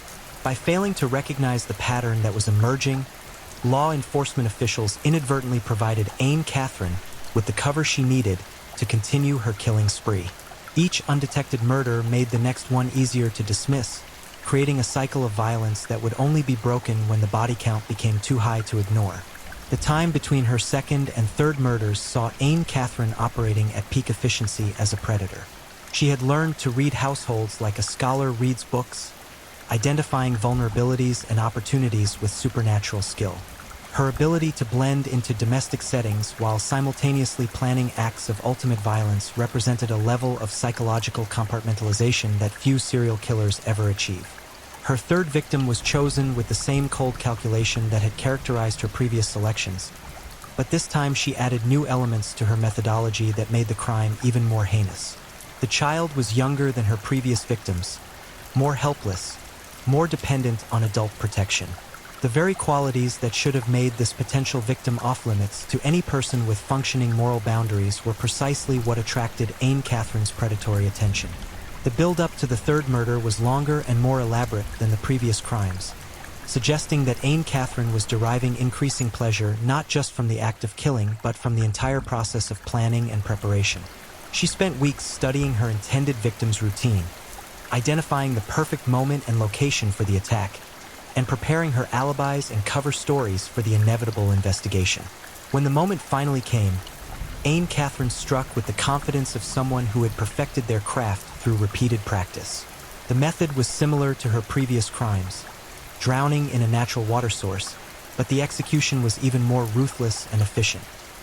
She had become a killing machine, capable of ending young lives with mechanical precision while maintaining perfect emotional detachment from her actions. The third murder represented the apex of Anne Catherine's criminal career, the moment when all her accumulated experience and psychological evolution combined to create the most calculated and cold-blooded act in her repertoire of horrors. But it would also prove to be her downfall, as the pattern of deaths under her care finally became too obvious for even the most incompetent investigators to ignore. The storm that had been building throughout her criminal career was about to break, and when it did, it would sweep away the carefully constructed facade that had protected her for so long. The monster who had walked among them wearing a servant's face was about to be revealed to a horrified world that would struggle to comprehend the depths of evil that had been hiding in plain sight. Justice, long delayed, was finally stirring from its slumber, and Anne Catherine Andersdatter's reign of terror was about to come to a violent and well-deserved end. The year 1861 arrived like an executioner's blade, sharp and inevitable, carrying with it the weight of accumulated evidence that would finally bring Anne Catherine Andersdatter's reign of terror to its brutal conclusion. The web of deception she had woven so carefully over 8 years of calculated murder was beginning to unravel, pulled apart by threads of suspicion that had grown too numerous and too obvious for even the most negligent authorities to ignore any longer. The investigation that would finally expose her crimes began not with brilliant detective work or forensic breakthroughs, but with the simple mathematical impossibility of explaining away 3 child deaths under the care of a single servant. Even in an era when infant and child mortality rates were tragically high, the pattern that emerged around Anne Catherine's employment history was statistically impossible to dismiss as mere coincidence. Local magistrates, finally compelled by mounting public pressure and their own growing unease, began to examine the deaths with unprecedented thoroughness. What they discovered painted a picture so disturbing that it challenged their fundamental assumptions about human nature and the capacity for evil that could exist within seemingly ordinary people. The evidence against Anne Catherine, when viewed in totality rather than as isolated incidents, was overwhelming in its implications. 3 children, all under her direct care, all found dead in water sources under circumstances that individual investigators had ruled accidental, all within a span of years that corresponded exactly with her periods of employment in their respective households. The mathematical probability of such a coincidence was so remote as to be essentially impossible. But statistics alone would not be enough to secure a conviction against someone who had demonstrated such skill at manipulation and deception. The authorities needed more than circumstantial evidence. They needed proof of intent, evidence of method, and most critically, They needed to break through the psychological barriers that made it almost impossible for normal people to believe that a woman could be capable of such calculated evil. The breakthrough came when investigators began interviewing household members and community residents with specific attention to Anne Catherine's behavior patterns around the times of the deaths. What emerged was a disturbing portrait of someone whose reactions to tragedy were subtly but significantly different from normal human responses to loss and grief. Witnesses recalled moments of inappropriate composure in the immediate aftermath of discovering bodies, periods of unusual attention to children that preceded their deaths, and subtle changes in behavior that suggested advanced knowledge of events that should have come as complete shocks. Individually, these observations might have been dismissed as the unreliable memories of traumatized individuals, but collectively they painted a picture of calculated predation that was impossible to ignore. The arrest of Anne Catherine Andersdatter sent shockwaves through Norwegian society that reverberated far beyond the rural communities where her crimes had taken place. The idea that a woman, traditionally viewed as the protector and nurturer of children, could be capable of such systematic violence challenged fundamental assumptions about gender, morality, and the nature of evil itself. Her behavior during the investigation and trial revealed the full extent of her psychological abnormalities. Rather than displaying the remorse or emotional breakdown that might have been expected from someone finally confronted with the consequences of their actions, Anne Catherine maintained a facade of injured innocence that was as chilling as it was unconvincing. She denied all charges with the same calculating precision that had characterized her murders, constructing elaborate alternative explanations for each death that were technically possible but practically absurd when considered together. Her defense strategy relied on the reluctance of judges and jurors to accept that someone who appeared so ordinary could be capable of such extraordinary evil. But the evidence was too strong, the pattern too clear, and the implications too serious for legal officials to dismiss. The trial became a sensation that attracted attention from across Europe, as people struggled to understand how someone could cross moral boundaries that most humans found literally unthinkable. The prosecution's case methodically dismantled Anne Catherine's carefully constructed alibis and alternative explanations, revealing the calculating intelligence behind each murder and the sophisticated planning that had allowed her to evade detection for so long. Expert testimony established that the probability of 3 accidental drownings occurring under the care of a single individual was so remote as to constitute mathematical proof of intentional homicide. Most damaging of all was the psychological profile that emerged during the trial, painting a picture of someone completely lacking in empathy, remorse, or normal human emotional responses to the suffering of others. Anne Catherine was revealed to be not just a killer but a predator of the most sophisticated type, someone who had learned to mimic normal human emotions while remaining fundamentally inhuman in her core psychological makeup. The verdict, when it came, was both inevitable and historic. Anne Catherine Andersdatter was found guilty on all counts of child murder and sentenced to death by execution, making her the last woman to face capital punishment in Norwegian history. The sentence carried symbolic weight far beyond its legal implications, representing society's ultimate rejection of the evil she embodied and its determination to protect innocent children from future predators. Her final days in prison revealed no softening of her psychological armor, no breakthrough of conscience or remorse. She maintained her innocence until the end, continuing to insist that she was the victim of circumstantial evidence and societal prejudice against women who challenged traditional gender roles. This persistence in denying responsibility for her crimes only reinforced public conviction that justice was being appropriately served. The execution itself became a moment of historical significance that transcended its immediate purpose. As Anne Catherine Andersdatter faced the executioner's blade on that cold morning in 1861, she carried with her the distinction of being the last woman to suffer capital punishment in Norway, a grim milestone that would mark the end of an era in the country's criminal justice system. The immediate aftermath of her death brought a sense of closure to the communities she had terrorized, but the psychological impact of her crimes would linger for generations. The families she had destroyed would carry their scars forever, and the broader society would struggle to reconcile the reality of what she had done with their previous assumptions about the nature of evil and its capacity to hide among them. In the years that followed her execution, Anne Catherine's crimes would become the subject of extensive study by early criminologists and psychologists, attempting to understand the psychological mechanisms that could transform someone into such a calculating killer. Her case contributed to emerging theories about serial murder, female violence, and the ways in which seemingly normal individuals could harbor the capacity for ultimate evil. The legacy of her crimes extended beyond academic interest to influence practical changes in how domestic servants were screened and supervised, how child deaths were investigated, and how communities protected their most vulnerable members from predators who might exploit positions of trust and authority. But perhaps the most enduring impact of Anne Catherine Andersdatter's crimes was the way they shattered comfortable assumptions about the nature of evil and its recognizable characteristics. She had demonstrated that monsters didn't necessarily look monstrous, that the greatest threats to innocent children could come from those entrusted with their care, and that evil could wear a familiar face while harboring intentions that defied human comprehension. Her story serves as an eternal reminder that vigilance against those who would harm the innocent can never be relaxed, that trust must always be tempered with appropriate caution, and that the capacity for evil exists in forms that challenge our most basic assumptions about human nature. The children she murdered were gone forever, their potential unrealized, their futures stolen by someone who viewed their lives as disposable commodities in service of her inexplicable need for violence. They deserved better protection, better investigation of their deaths, and faster justice for their killer. But in the end, justice did come for Anne Catherine Andersdatter, delivered by the same system that had initially failed to protect her victims.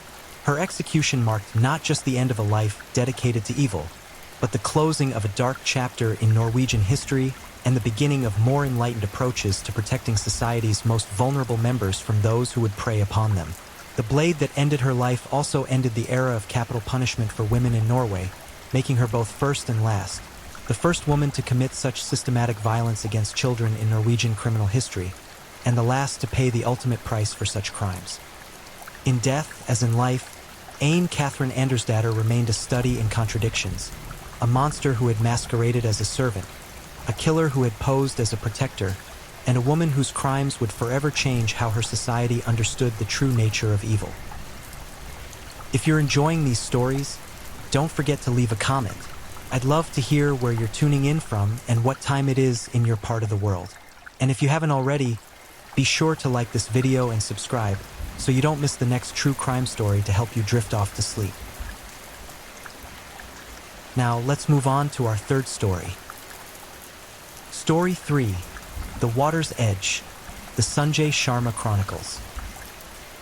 Beneath the pristine surface of European domesticity, a monster walked among the unsuspecting. His weapon of choice wasn't a gun or knife. It was something far more intimate, far more terrifying. Water, the very element that gives life, became his instrument of death, turning bathtubs into burial chambers and family homes into crime scenes that would haunt investigators for decades. This is the chilling account of Sanjay Sharma, a man who didn't just kill, but drowned his victims in the most personal spaces of their lives. A predator who crossed international borders, leaving a trail of waterlogged corpses and shattered families in his wake. From the elegant bathrooms of Austria to the quiet homes of Denmark, Sharma's reign of terror would claim 3 innocent lives, including a helpless child, before justice finally caught up with him. What drives a man to watch the life drain from his victims' eyes as they struggle beneath the surface? What kind of monster can look into the face of a child and steal their last breath? Tonight, we dive deep into the dark waters of one of Europe's most disturbing serial killers, a man who turned the most basic human need for cleanliness into a nightmare that no amount of scrubbing could ever wash away. The morning mist clung to Vienna's cobblestone streets like a burial shroud on that fateful day in 1997. Inside apartment 4B on Mariahilferstrasse, death had paid an unexpected visit, leaving behind a scene so grotesque that even seasoned investigators would struggle to sleep for weeks afterward.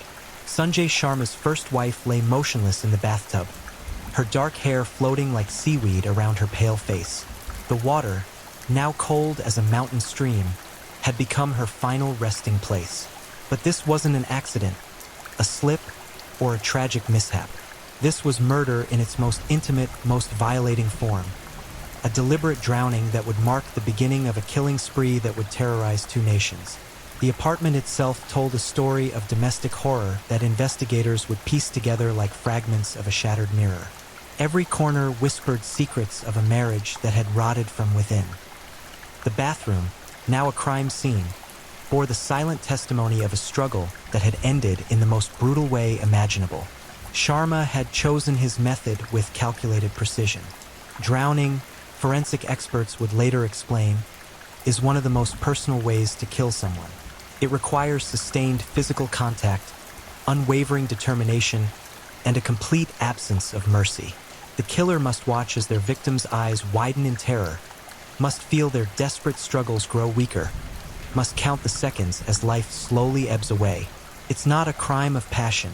It's an act of pure, methodical evil. The victim's body told its own horrifying story. Defensive wounds on her hands revealed she had fought desperately for her life, clawing at her attacker with the fury of someone who refused to die quietly. Her fingernails, broken and bloody, contained traces of skin that would later match Sharma's DNA. But her resistance had been futile against a man whose heart had turned to stone. Neighbors reported hearing muffled screams around 11:30 p.m., sounds they initially dismissed as the television turned up too loud. Mrs. Goldstein from apartment 4A would later testify that she heard what sounded like splashing water, followed by an eerie silence that seemed to stretch on forever. "I should have called the police," she would sob during the trial. "I should have known something was wrong." The water in the bathtub had been scalding hot when Sharma began his deadly work. Burns on the victim's skin suggested she had been forced into water heated to nearly 60 degrees Celsius, hot enough to cause immediate pain and shock, making resistance even more difficult. This wasn't just murder. It was torture disguised as domestic violence. Sharma's behavior in the hours following the killing revealed the cold-blooded nature of his crime. Security footage from the building's entrance showed him leaving the apartment at 2:17 a.m., carrying a large duffel bag and whistling a tune that investigators would never identify. He didn't appear rushed, panicked, or remorseful. Instead, he moved with the casual confidence of a man who had just completed a routine task. The discovery of the body came 12 hours later when the victim's sister arrived for their scheduled lunch date. Her screams echoed through the building's corridors, a sound so filled with anguish that it would haunt the other residents for years to come. The sister, Maya Patel, found the bathroom door slightly ajar, and the horrific scene beyond it burned itself into her memory forever. She was floating there like a broken doll.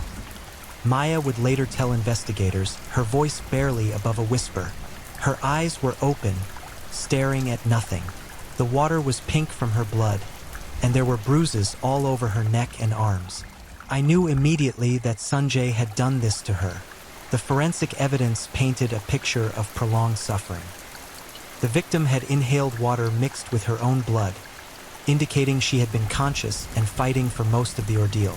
Petechial hemorrhages in her eyes confirmed that strangulation had been part of the attack, suggesting Sharma had used multiple methods to ensure his wife's death.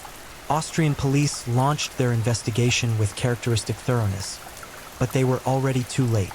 By the time they obtained a warrant for Sharma's arrest, he had vanished like smoke in the wind. His passport showed he had crossed the border into Switzerland just 6 hours after the murder, beginning a flight that would take him across Europe and ultimately to Denmark. The investigation revealed disturbing details about Sharma's past that should have served as warning signs. Hospital records showed his wife had been treated for suspicious injuries on 3 separate occasions in the months leading up to her death. A broken rib in February, severe bruising on her throat in April, and a concussion in June, all explained away as household accidents. Dr. Elizabeth Hoffman, the emergency room physician who had treated the victim's injuries, expressed her regret during the trial. "I suspected domestic abuse, but she always insisted the injuries were accidental. She was terrified of him. You could see it in her eyes, but she wouldn't admit it. I wish I had done more to help her." The couple's marriage had been arranged through mutual family connections, a union that appeared perfect from the outside but concealed a nightmare within. Friends described Sharma as charming and articulate in public, but those closest to the victim knew the truth. He was controlling, manipulative, and increasingly violent as their relationship progressed. The bathtub where the murder took place became the focal point of the investigation. Forensic specialists spent days examining every inch of the porcelain surface, collecting DNA evidence, fingerprints, and trace materials that would eventually build an airtight case against Sharma. The drain had been partially clogged with the victim's hair, suggesting she had thrashed violently during the attack. Water temperature readings taken from the building's heating system confirmed that someone had deliberately adjusted the settings to maximum heat just minutes before the estimated time of death. This premeditation elevated the crime from manslaughter to first-degree murder, proving that Sharma had planned his wife's death with meticulous care. The victim's final moments, reconstructed through forensic evidence and expert testimony, revealed the true horror of her ordeal. She had been forced into the scalding water while conscious, held down as she struggled desperately to escape. The attack lasted approximately 15 minutes. 15 minutes of pure terror that ended only when her lungs finally filled with water and her heart stopped beating. As Austrian authorities issued an international arrest warrant, Sharma was already implementing the next phase of his deadly plan. The monster who had turned a bathroom into a torture chamber was now loose in Europe, carrying with him the knowledge and confidence that he had committed the perfect crime. He was wrong, but it would be years before justice would catch up with him. The crime scene photographs, deemed too disturbing for public release, showed the aftermath of calculated brutality that defied comprehension. The bathtub, now drained and stained with evidence of the struggle, stood as a silent monument to human cruelty. But this was only the beginning. Sharma's thirst for blood had been awakened, and 2 more innocent lives would be claimed before his reign of terror finally ended. The first murder had been a success in Sharma's twisted mind. He had killed his wife, disposed of evidence with methodical precision, and escaped the country before authorities could react. But rather than satisfying his violent urges, the murder had unleashed something far darker within him. The water that had claimed his first victim would soon claim 2 more, and the monster who walked among us was just getting started. The European autumn of 1997 painted the landscape in shades of death, and somewhere within that tapestry of dying leaves, Sanjay Sharma moved like a specter between borders. His flight from Austria hadn't been the panicked escape of a guilty man. It had been the calculated migration of a predator seeking new hunting grounds. Switzerland welcomed him with the anonymity that money could buy. Using forged documents that he had prepared months in advance, Sharma established himself in Zurich's financial district, working as a consultant for a small investment firm. His employers would later describe him as meticulous, charming, and completely unremarkable. The perfect camouflage for a killer who had discovered his true nature. But the Swiss authorities were already closing in, though they didn't know it yet. Interpol's Red Notice had made Sharma a marked man across Europe, and his photograph was circulating through police databases in 17 countries. The noose was tightening, but the predator had evolved beyond their expectations. During his 18 months in Switzerland, Sharma underwent a disturbing transformation. The hesitation and adrenaline that had marked his first killing gave way to cold calculation and meticulous planning.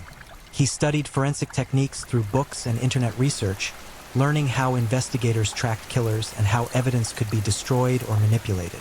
He was preparing for his next hunt. The Switzerland chapter of Sharma's story remained largely hidden from public view until years later, when investigators would uncover a trail of suspicious deaths that bore his signature. 3 elderly women had drowned in their homes during his time in Zurich, deaths that were initially ruled accidental but would later be reclassified as potential homicides. The victims had all been wealthy widows, living alone, with no immediate family to ask uncomfortable questions. Mrs. Ingrid Hoffman, 67, was found dead in her bathtub on March 15, 1998. The official cause of death was accidental drowning, attributed to a medical episode that caused her to lose consciousness. But crime scene photographs would later reveal details that investigators had missed: defensive wounds on her arms and traces of someone else's DNA under her fingernails. The second suspicious death belonged to Agnes Mueller, 72, discovered floating in her bath on July 23, 1998. Again, the death was ruled accidental, explained away by her history of dizzy spells and medication that could cause confusion. But the water temperature had been set to maximum heat, and neighbors reported seeing a well-dressed Indian man leaving the building shortly after the estimated time of death. The third victim was Clarice Dubois, 69, a retired teacher who had lived alone since her husband's death 5 years earlier.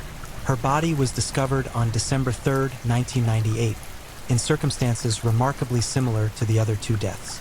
The investigating officer, Detective Hans Mueller, noted in his report that the bathroom showed signs of a struggle, but his concerns were dismissed by superiors eager to avoid the complications of a murder investigation.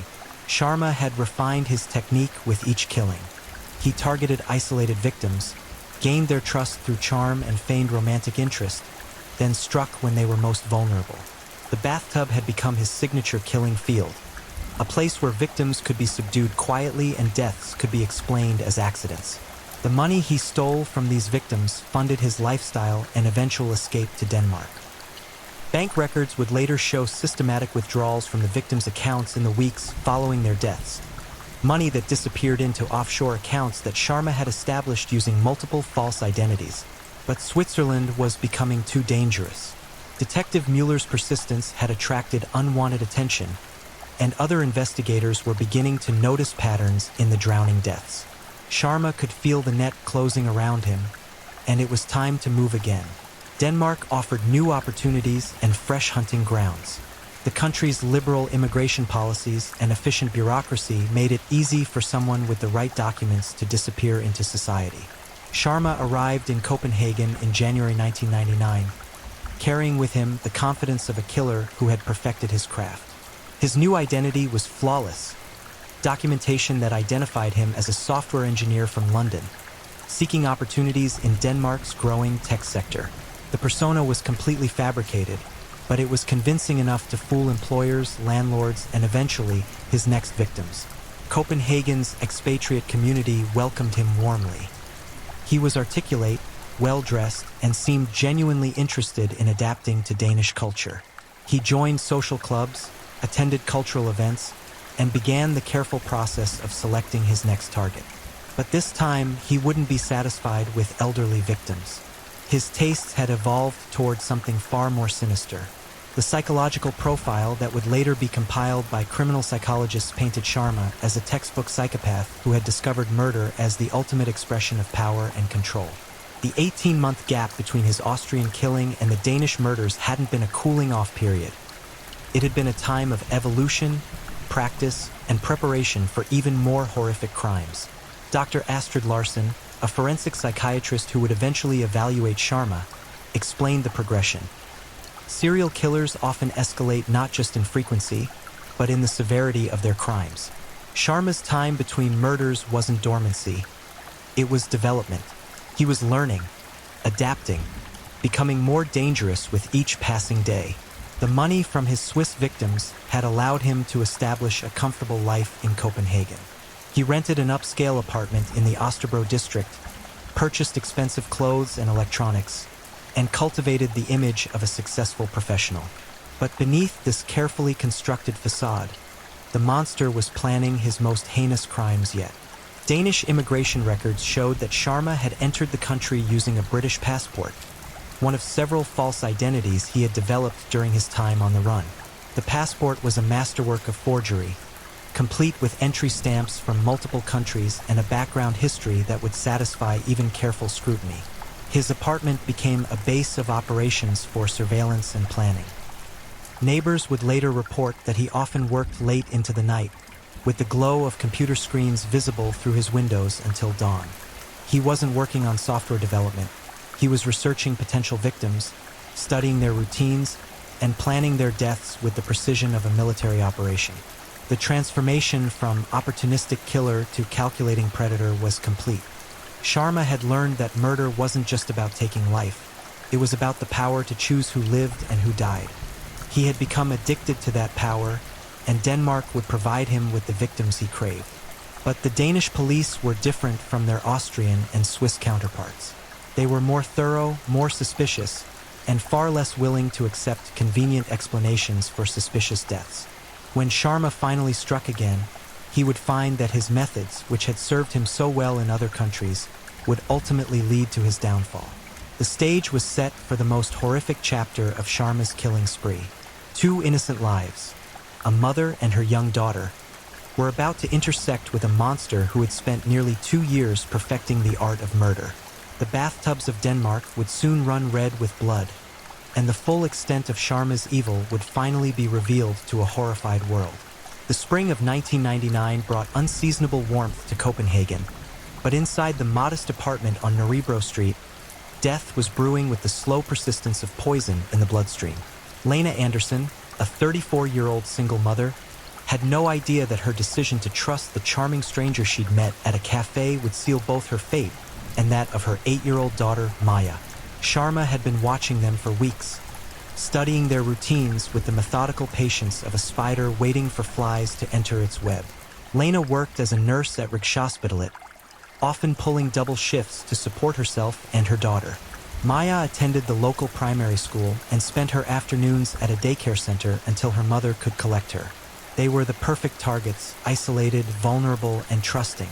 The predator's approach had been masterful in its manipulation. He had accidentally bumped into Lena at Café Norden, spilling coffee on her scrubs and insisting on paying for dry cleaning.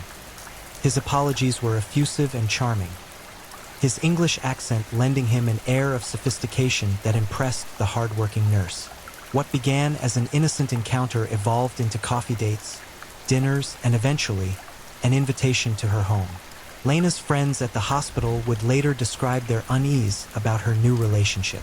"There was something wrong about him," said Dr. Marie Christensen, who had worked with Lena for 6 years. "He was too perfect, too charming. Real people have flaws, rough edges. He was like someone playing a role in a movie." But Lena was lonely, exhausted from years of raising Maya alone, and desperate for adult companionship. Sharma represented everything she thought she wanted: stability, romance, and a father figure for her daughter. She ignored the whispered warnings of her colleagues and the growing unease in her own heart. Her trust would cost both her and Maya their lives. The killing began on the evening of March 17, 1999. Maya had been suffering from a mild fever, and Lena had decided to give her a warm bath to help her feel better. It was a routine that had played out hundreds of times before. Mother and daughter sharing quiet moments in the bathroom, Maya playing with her floating toys while Lena washed her hair with gentle care. But this time, Sharma was there, watching from the doorway with eyes that had turned predatory. The sight of the vulnerable child in the bathtub had triggered something dark and irreversible in his twisted mind. This wouldn't be just another drowning. It would be an act of such monstrous cruelty that even hardened investigators would struggle to comprehend it. Lena noticed his presence first, turning with a smile that died on her lips when she saw the expression on his face. "Sanjay, what's wrong?" she asked, but he was already moving, his hands reaching for little Maya with movements that were swift and decisive. The child's screams echoed through the apartment as Sharma grabbed her by the shoulders, pushing her beneath the surface of the bathwater with a violence that was shocking in its suddenness. Lena launched herself at him, clawing at his face and arms, but he was stronger, more determined, and completely without mercy. The struggle that followed was documented by forensic evidence that would later horrify the courtroom. Maya fought for her life with the desperate strength of a child who couldn't understand why the nice man was hurting her. Her small hands left scratches on Sharma's forearms, marks that would become crucial evidence in his eventual conviction. Lena's maternal instincts drove her to fight with ferocious determination, even as Sharma's free hand closed around her throat. She bit him hard enough to draw blood, kicked him in the groin, and screamed for help until her voice was raw. But the apartment was soundproofed by thick walls and the indifference of urban neighbors who had learned not to get involved. The water in the bathtub turned pink, then red, as both victims suffered injuries during the prolonged struggle. Maya's head struck the faucet repeatedly as she thrashed beneath the surface, opening wounds that bled freely into the water. Her lungs filled gradually with the blood-tinged liquid, each breath becoming a desperate battle against drowning. Lena watched her daughter die, held back by Sharma's iron grip around her throat. The agony in her eyes, the knowledge that she had failed to protect her child, was perhaps the cruelest part of Sharma's torture. He wanted her to witness Maya's death, to carry that image with her into her own final moments. Maya's struggles grew weaker as oxygen deprivation took its toll. Her small body convulsed as her brain began to shut down, reflexive movements that gradually slowed until she floated motionless in the crimson water. The child who had giggled and played with rubber ducks just minutes earlier was gone, her life stolen by a monster who felt no more remorse than if he had stepped on an ant. But Sharma wasn't finished. Lena's murder was even more brutal, if such a thing was possible. With Maya's lifeless body floating beside them, he forced the grieving mother into the same bathtub that had become her daughter's grave. The water was now cold and stained with blood, a grotesque baptism that would be Lena's last experience on Earth. The forensic evidence suggested that Lena's drowning took nearly 20 minutes. 20 minutes of terror, grief, and physical agony as Sharma held her beneath the surface. Her struggles created splashes that reached the bathroom ceiling, evidence of the desperate fight for life that ultimately proved futile against her killer's determination. When it was over, Sharma stood in the blood-soaked bathroom, looking down at his handiwork with the satisfaction of a craftsman who had completed a difficult project. Mother and daughter lay entwined in death, their bodies telling the story of love, protection, and ultimate tragedy that would haunt investigators for decades. The cleanup that followed demonstrated Sharma's evolution as a killer. He spent hours washing blood from the walls, disposing of evidence, and staging the scene to suggest a murder-suicide. His plan was to make it appear that Lena had drowned her sick daughter before taking her own life, a story that might have worked if he hadn't made one crucial mistake. Neighbors reported hearing the screams around 8:30 p.m., sounds so filled with terror that several residents called the building's superintendent. When police arrived 40 minutes later, they found Sharma calmly smoking a cigarette on the building's front steps. His clothes were damp, his hands bore fresh scratches, and his demeanor was far too composed for someone who had just discovered the bodies of his girlfriend and her daughter. Detective Inspector Klaus Peterson, the lead investigator on the case, later described his first impression of Sharma. He was trying too hard to appear shocked and grieved. Real trauma makes people incoherent, makes them shake and cry and lose control. He was performing grief, not feeling it. The crime scene told its own story to the trained eyes of the forensic team. The bathroom showed clear signs of a violent struggle involving multiple people. Blood spatter patterns indicated that the victims had been injured above the waterline, ruling out accidental drowning. Most damning of all, DNA evidence under both victims' fingernails matched Sharma's genetic profile. Dr. Niels Anderson, the medical examiner who performed the autopsies, would later testify that both victims had died from drowning, but their bodies bore extensive evidence of violence. Maya had suffered a fractured skull, broken ribs, and numerous bruises consistent with being forcibly held underwater. Lena's injuries were even more severe, including a crushed windpipe, multiple contusions, and defensive wounds that painted a vivid picture of her desperate fight to save both herself and her daughter. The apartment's bathroom became a monument to human evil, every surface examined and cataloged by investigators who worked with grim determination to ensure that justice would be served. The bathtub where 2 innocent lives had been stolen was eventually removed in its entirety, transported to a forensics laboratory where every microscopic trace of evidence could be analyzed. Sharma's arrest came less than 12 hours after the murders. He had underestimated the efficiency of the Danish police and overestimated his own ability to manipulate the investigation. When Detective Peterson confronted him with the forensic evidence, his carefully constructed facade crumbled like a house of cards in a hurricane. The monster who had believed himself untouchable was finally in chains, but the damage had been done. 2 beautiful lives had been extinguished, a family destroyed, and a community traumatized by the knowledge that such evil could walk among them undetected. The bathtub murders of Copenhagen would become a case study in criminal psychology, a reminder that the most dangerous predators often hide behind masks of charm and respectability. But even as the handcuffs clicked shut around Sharma's wrists, investigators knew that the story was far from over. The evidence connecting him to murders in Austria and Switzerland was mounting, and the full scope of his killing spree was only beginning to emerge. The monster had been caged, but the horror he had unleashed would echo through the lives of survivors and investigators for years to come. The courtroom in Copenhagen's Palace of Justice had witnessed many trials over its centuries of operation. but none quite like the one that began on September 15, 1999. The air itself seemed heavy with the weight of unspeakable crimes as Sanjay Sharma, now 38 years old, sat in the defendant's dock with the calm demeanor of a man discussing the weather rather than facing charges for the brutal murder of a mother and her 8-year-old child. The prosecution, led by Chief Prosecutor Astrid Nielsen, had built their case like a fortress of evidence, each piece carefully placed to create an unassailable structure that would ensure justice for Lena and Maya Anderson. The forensic evidence alone was overwhelming, but it was the methodical presentation of Sharma's psychological profile that truly revealed the monster hiding behind his respectable facade.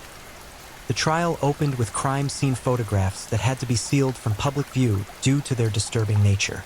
Even seasoned court reporters struggled to maintain their composure as the prosecution walked the jury through the bathroom where 2 innocent lives had been stolen with such calculated brutality. The bathtub, now empty and sterile in the forensic laboratory, stood as a silent witness to crimes that defied human comprehension. Dr. Helena Johansson, the forensic pathologist who had performed the autopsies, delivered testimony that left the courtroom in stunned silence. Her clinical description of the victim's injuries painted a picture of prolonged suffering that made even hardened police officers shift uncomfortably in their seats. 8-year-old Maya had defensive wounds on her small hands, evidence that she had fought desperately against her killer. The fracture pattern on her skull suggested multiple impacts against the bathtub's edge as she struggled to escape Sharma's grip. The child was conscious for most of the drowning, Dr. Johansson testified, her voice steady despite the horrific nature of her findings. The water in her lungs was mixed with blood from internal injuries. She would have been aware, terrified, and in considerable pain throughout the ordeal. Lena Anderson's injuries told an even more devastating story. The prosecution argued that Sharma had forced her to watch her daughter's murder before killing her in the same bathtub. The trauma pattern suggested that she had been held in a position where she could see Maya's final moments, a detail so cruel that several jury members were seen wiping tears from their eyes. The prosecution's case expanded beyond the Copenhagen murders as investigators presented evidence linking Sharma to suspicious deaths across Europe. The Austrian murder of his first wife was introduced as evidence of pattern and method, showing the jury that the Denmark killings weren't isolated acts of violence but part of a calculated killing spree that had spanned countries and years. Detective Inspector Klaus Peterson took the stand on the 3rd day of the trial, his testimony providing crucial insights into the investigation that had brought Sharma to justice. His description of the crime scene was precise and damning, each detail adding another layer to the prosecution's case. The defendant's behavior was completely inconsistent with someone who had just discovered the bodies of loved ones, Peterson testified. He was composed, articulate, and seemed more concerned with providing explanations than expressing grief. In my 23 years as a detective, I've never encountered such cold-blooded calculation in the immediate aftermath of violent crimes. The forensic evidence presented during the trial was overwhelming in its scope and detail. DNA analysis had confirmed Sharma's presence at the scene, with his genetic material found under both victims' fingernails and in multiple locations throughout the bathroom. Blood spatter analysis revealed the violent nature of the struggle, disproving any possibility that the deaths had been accidental. Dr. Magnus Eriksson, a criminal psychologist called as an expert witness, provided chilling insights into Sharma's mental state and methods. His psychological profile painted a picture of a predator who had evolved from opportunistic killer to methodical murderer, someone who had learned to derive pleasure from the suffering of his victims. The defendant exhibits classic psychopathic traits, Dr. Eriksson explained to the transfixed courtroom. He lacks empathy, demonstrates superficial charm, and shows no genuine remorse for his actions. The progression of his crimes suggests that violence had become addictive for him, with each killing requiring greater brutality to achieve the same psychological satisfaction. The prosecution's reconstruction of the murders was so detailed and horrific that the judge had to call several recesses as jury members became visibly distressed. The timeline showed that the killings had taken place over nearly an hour, indicating that Sharma had taken his time with his victims, prolonging their suffering for his own twisted gratification. Sharma's defense team, led by veteran criminal lawyer Eric Larson, faced an almost impossible task. The evidence against their client was overwhelming, and his own behavior had made him appear guilty even before the trial began. Their strategy focused on mental illness, arguing that Sharma suffered from severe psychological disorders that diminished his responsibility for the crimes. "My client is undoubtedly guilty of these terrible acts," Larson told the jury during his opening statement. "But the question before you is not whether he committed these crimes, but whether he was mentally capable of understanding the nature and consequences of his actions." The defense presented testimony from psychiatrists who had examined Sharma during his pretrial detention. Dr. Patricia Hallberg testified that the defendant showed signs of severe personality disorders that could have impaired his judgment and impulse control. However, her testimony was undermined by evidence of the premeditation and careful planning that had gone into the murders. Sharma himself chose to testify in his own defense, a decision that would ultimately seal his fate. His appearance on the witness stand was a masterclass in narcissistic manipulation, as he attempted to portray himself as the victim of circumstances beyond his control. He showed no genuine emotion when describing the murders, no tears for the lives he had taken, no apparent understanding of the magnitude of his crimes. "I loved Lena and Maya," he told the court, his voice steady and controlled. "What happened that night was a tragedy, but it wasn't murder. It was an accident that spiraled out of control." His words rang hollow in the face of the forensic evidence, and his calm demeanor while describing the deaths of a mother and child served only to reinforce the prosecution's portrayal of him as a remorseless killer. Cross-examination by Prosecutor Nielsen exposed the contradictions and lies in Sharma's testimony. She walked him through the forensic evidence, forcing him to explain how accidents could result in such systematic violence. His answers became increasingly evasive and implausible, his mask of respectability slipping to reveal the monster beneath. "You held that little girl underwater while her mother watched," Nielsen stated during a particularly intense exchange.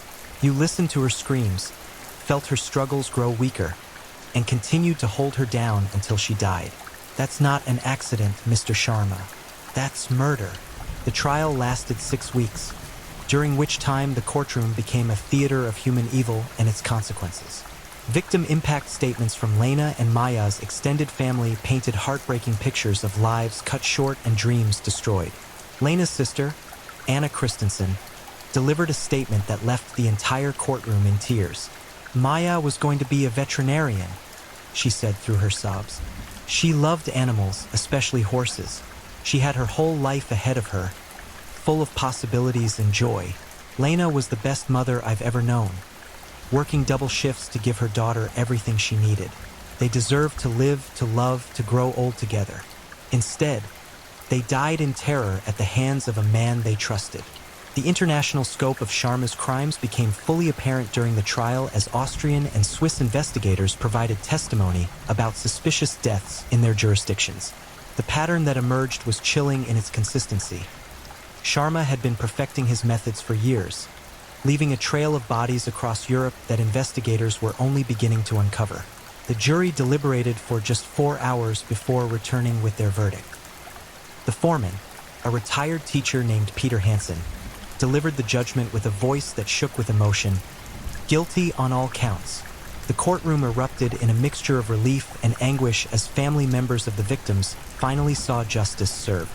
Sharma's reaction to the verdict was characteristic of his psychopathic nature. He showed no emotion, no remorse, no acknowledgement of the pain he had caused. Instead, he simply nodded as if receiving news about the weather and began discussing appeal options with his attorney. The sentencing phase brought additional revelations about the scope of Sharma's crimes. Danish authorities had been cooperating with Interpol and law enforcement agencies across Europe to investigate suspicious deaths that bore his signature. The emerging picture was of a serial killer whose crimes had been far more extensive than initially believed.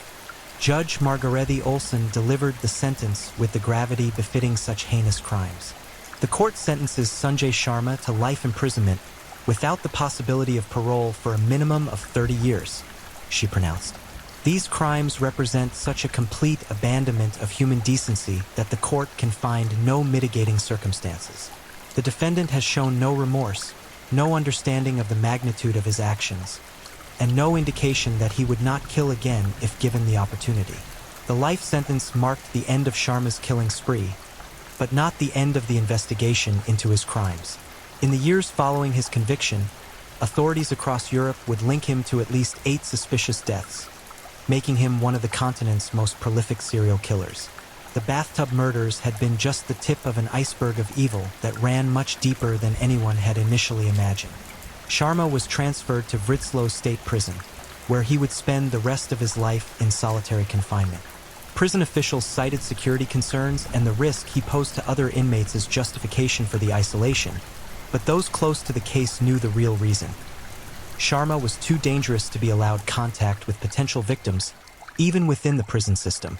The aftermath of the trial brought some measure of closure to the victims' families, but the scars left by Sharma's crimes would never fully heal. Lena and Maya Anderson were buried together in Copenhagen's Assistens Cemetery, their shared headstone bearing the simple inscription, "Beloved mother and daughter, together forever." The apartment building where the murders took place was eventually demolished, the site too tainted by tragedy to serve as homes for other families.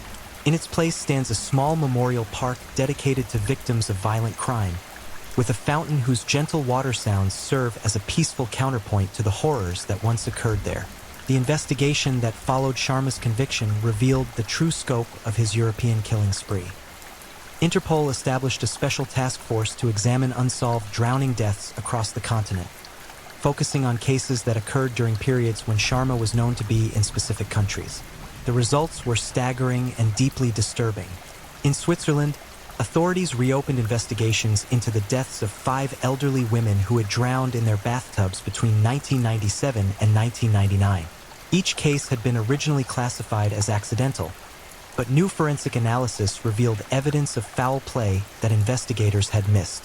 Water temperature records, previously dismissed as irrelevant, showed that in each case, the hot water heater had been adjusted to maximum settings shortly before the estimated time of death. Mrs. Ingrid Hoffman's case became a template for understanding Sharma's Swiss methods. Security footage from her apartment building, previously overlooked, showed a man matching Sharma's description entering the building on the day of her death. Bank records revealed that someone had withdrawn large sums from her account using her ATM card in the weeks following her death, transactions that occurred during hours when she should have been at home. The Swiss investigation team, led by Detective Inspector Franz Weber, pieced together a pattern of predatory behavior that was both methodical and terrifying. Sharma wasn't just killing for pleasure, Weber explained during a press conference. He was also killing for profit. These elderly women were targeted because they were wealthy, isolated, and vulnerable. He would seduce them, gain their trust, then murder them for their money. Agnes Mueller's death revealed even more disturbing details about Sharma's methods. Forensic analysis of her bathroom showed microscopic traces of a sedative that had been dissolved in her bath water. The drug, commonly used to treat anxiety, would have made her drowsy and compliant, making it easier for Sharma to overpower her. This evidence suggested that he had been experimenting with different ways to subdue his victims, constantly refining his techniques. The third Swiss victim, Clarice Dubois, had fought back more violently than the others. Crime scene reconstruction showed that she had managed to escape from the bathtub at least once, leaving bloody handprints on the bathroom door and walls. The struggle had lasted significantly longer than Sharma's usual attacks, and her injuries were more extensive. It appeared that her resistance had frustrated him, leading to increased brutality. In Austria, the investigation into Sharma's first wife's murder took on new dimensions as investigators realized they were dealing with a serial killer rather than a simple case of domestic violence. The crime scene was re-examined using advanced forensic techniques that had not been available in 1997, revealing new evidence that strengthened the case against Sharma. Dr. Elizabeth Brennan, a forensic anthropologist brought in to review the Austrian evidence, made a chilling discovery in the bathroom where Sharma's first wife had died. Hidden beneath layers of paint and wallpaper, she found what appeared to be practice marks, scratches and gouges in the wall that suggested someone had tested the best angles and positions for holding a struggling victim underwater. These marks indicate premeditation on a level we hadn't previously understood, Dr. Brennan explained to Austrian authorities. Sharma had been planning this murder for months, possibly years. He had practiced the mechanics of drowning someone in that exact bathtub, perfecting his technique before he ever laid a hand on his wife. The psychological evaluation of Sharma continued even after his conviction, as criminal psychologists sought to understand the mind of a killer who had turned drowning into an art form. Dr. Magnus Eriksson conducted extensive interviews with Sharma in prison, sessions that provided disturbing insights into the psyche of a serial killer.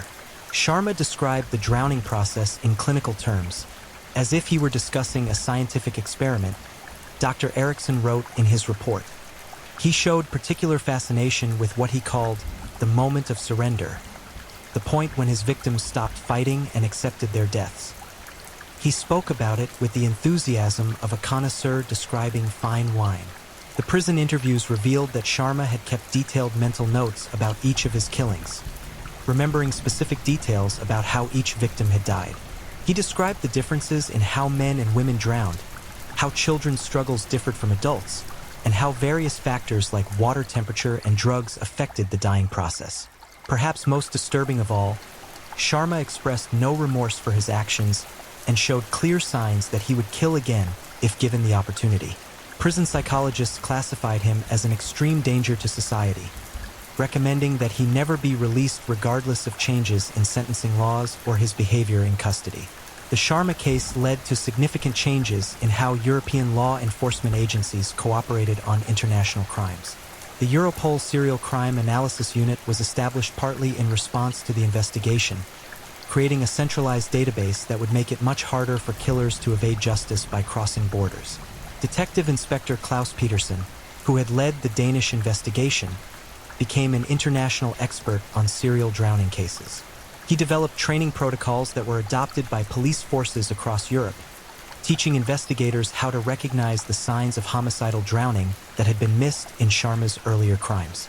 The biggest lesson from the Sharma case is that there's no such thing as an isolated suspicious death, Petersen explained during a training session for Interpol agents.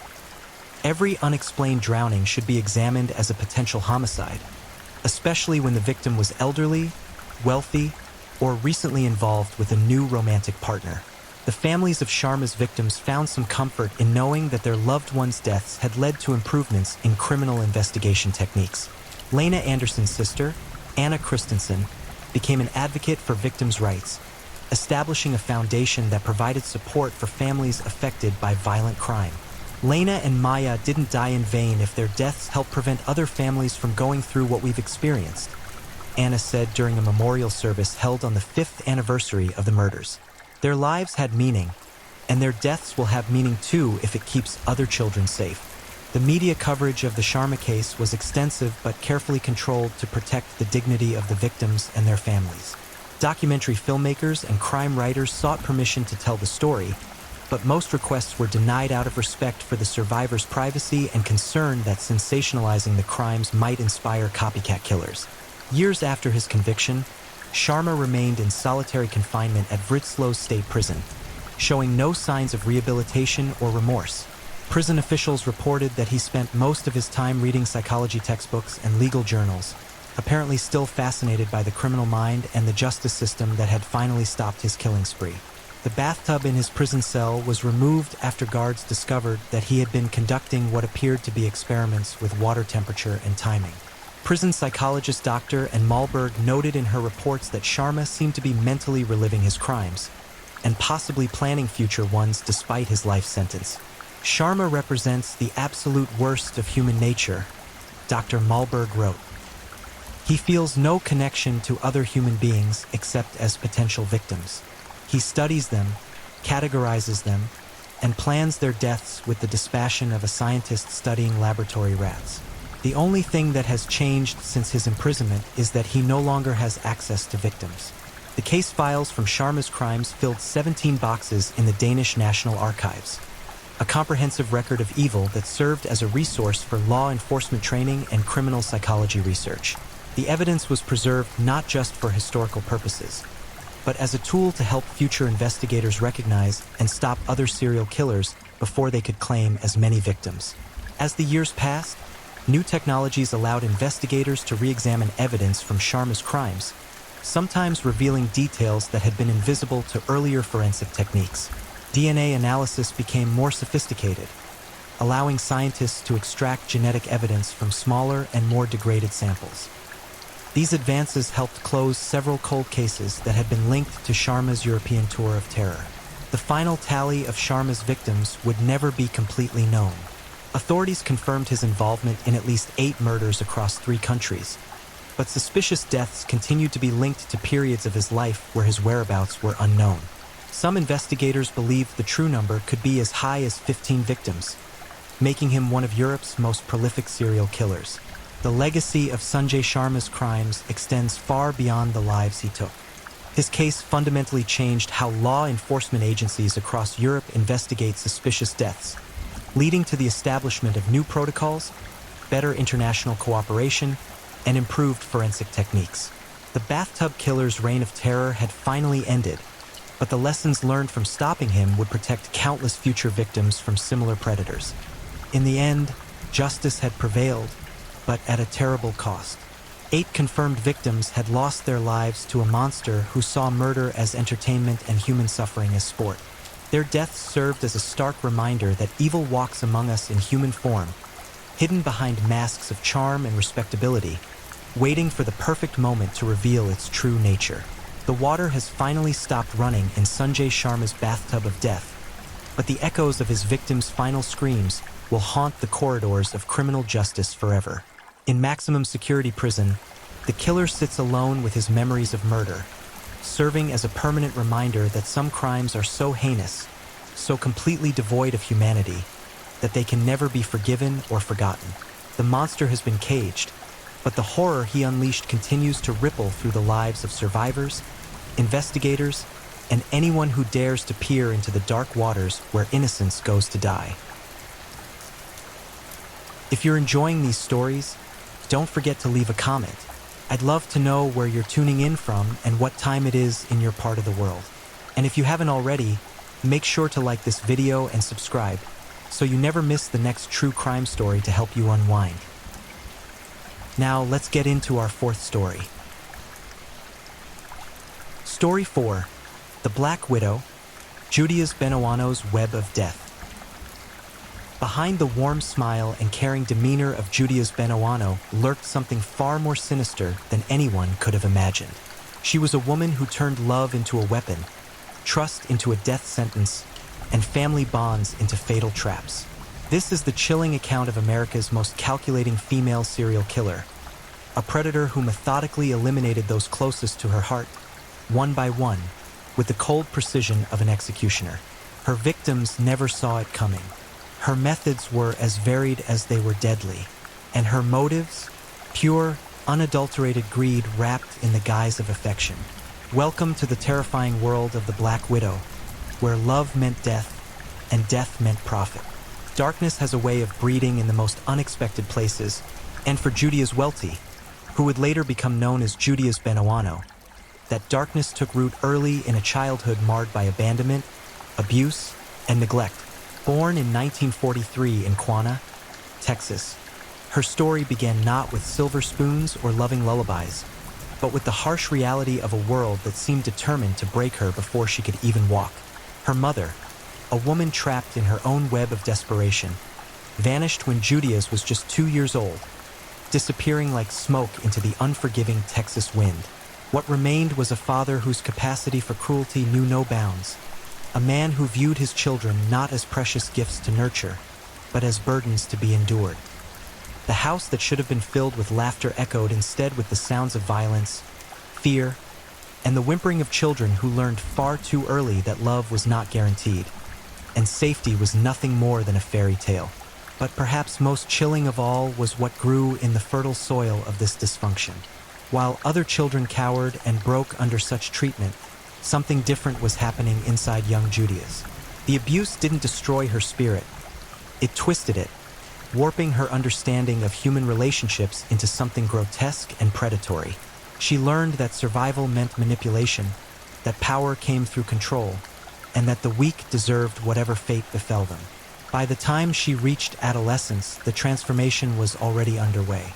Teachers and neighbors who encountered her described an unsettling intelligence behind her eyes, a calculating coldness that seemed inappropriate for someone so young.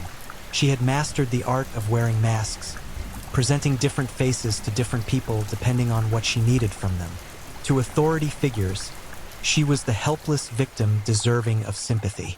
To peers, she was the charming friend who somehow always got her way. But beneath these carefully crafted personas lurked something far more sinister, a growing understanding that people were nothing more than chess pieces to be moved around her personal board. Her teenage years were marked by a series of incidents that, in retrospect, served as harbingers of the horror to come. Small acts of cruelty toward animals went unnoticed or were dismissed as childish experiments. Episodes of manipulation and deceit were chalked up to survival instincts born from her traumatic upbringing. But those who looked closely might have noticed the complete absence of remorse in her eyes, the way she seemed to take genuine pleasure in the pain and confusion of others. It was during this formative period that Judias discovered something that would become the cornerstone of her future killing spree: the intoxicating power of being trusted. She learned that people desperately wanted to believe in goodness, especially in someone who appeared to have suffered as she had. They wanted to be the savior, the one who could heal her wounds and help her overcome her tragic past. This desire to rescue her became her greatest weapon, and she wielded it with the skill of a master manipulator. Her first serious relationship began when she was just 16, and it followed a pattern that would become terrifyingly familiar in the years to come. She targeted men who were vulnerable in some way, emotionally damaged, financially struggling, or simply lonely. She would present herself as their salvation, the perfect woman who understood their pain and could make everything better. But what these men didn't realize was that they weren't entering into a loving relationship. They were stepping into a carefully constructed trap. James Goodyear became her first husband, and with him, she began to refine the techniques that would later make her one of the most successful female serial killers in American history. James was a military man, stable and dependable, but also naive about the true nature of the woman he had married. He saw her troubled past as something to overcome together, her occasional strange behaviors as quirks to be accepted. He had no way of knowing that he was sharing his bed with a woman who was already planning his death. The early years of their marriage provided Judias with the perfect laboratory for her evolving killing methods. She began experimenting with different substances, studying their effects, learning how to administer them in ways that would avoid suspicion. Arsenic became her poison of choice, colorless, tasteless, and when administered in small doses over time, capable of mimicking a wide variety of natural illnesses. She discovered that she could control the pace of her victims' decline, drawing out their suffering or accelerating their death depending on her needs. But perhaps most disturbing was the way she seemed to genuinely enjoy the process. While her victims writhed in agony, confused and frightened by their deteriorating health, Judias played the role of the devoted wife with Oscar-worthy performance.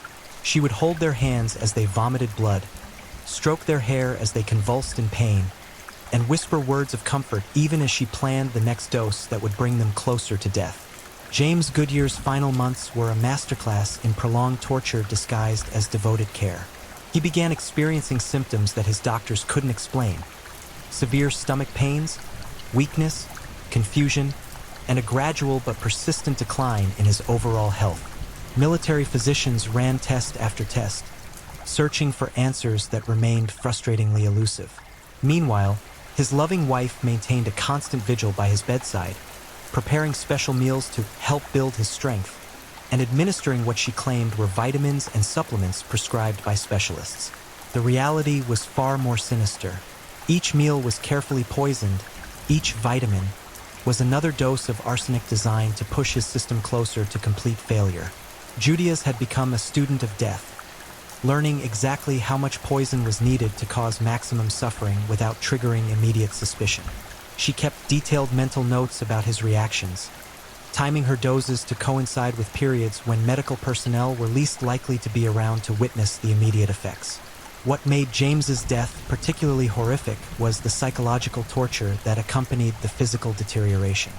As his health declined, he became increasingly dependent on his wife for everything: feeding, bathing, even basic mobility.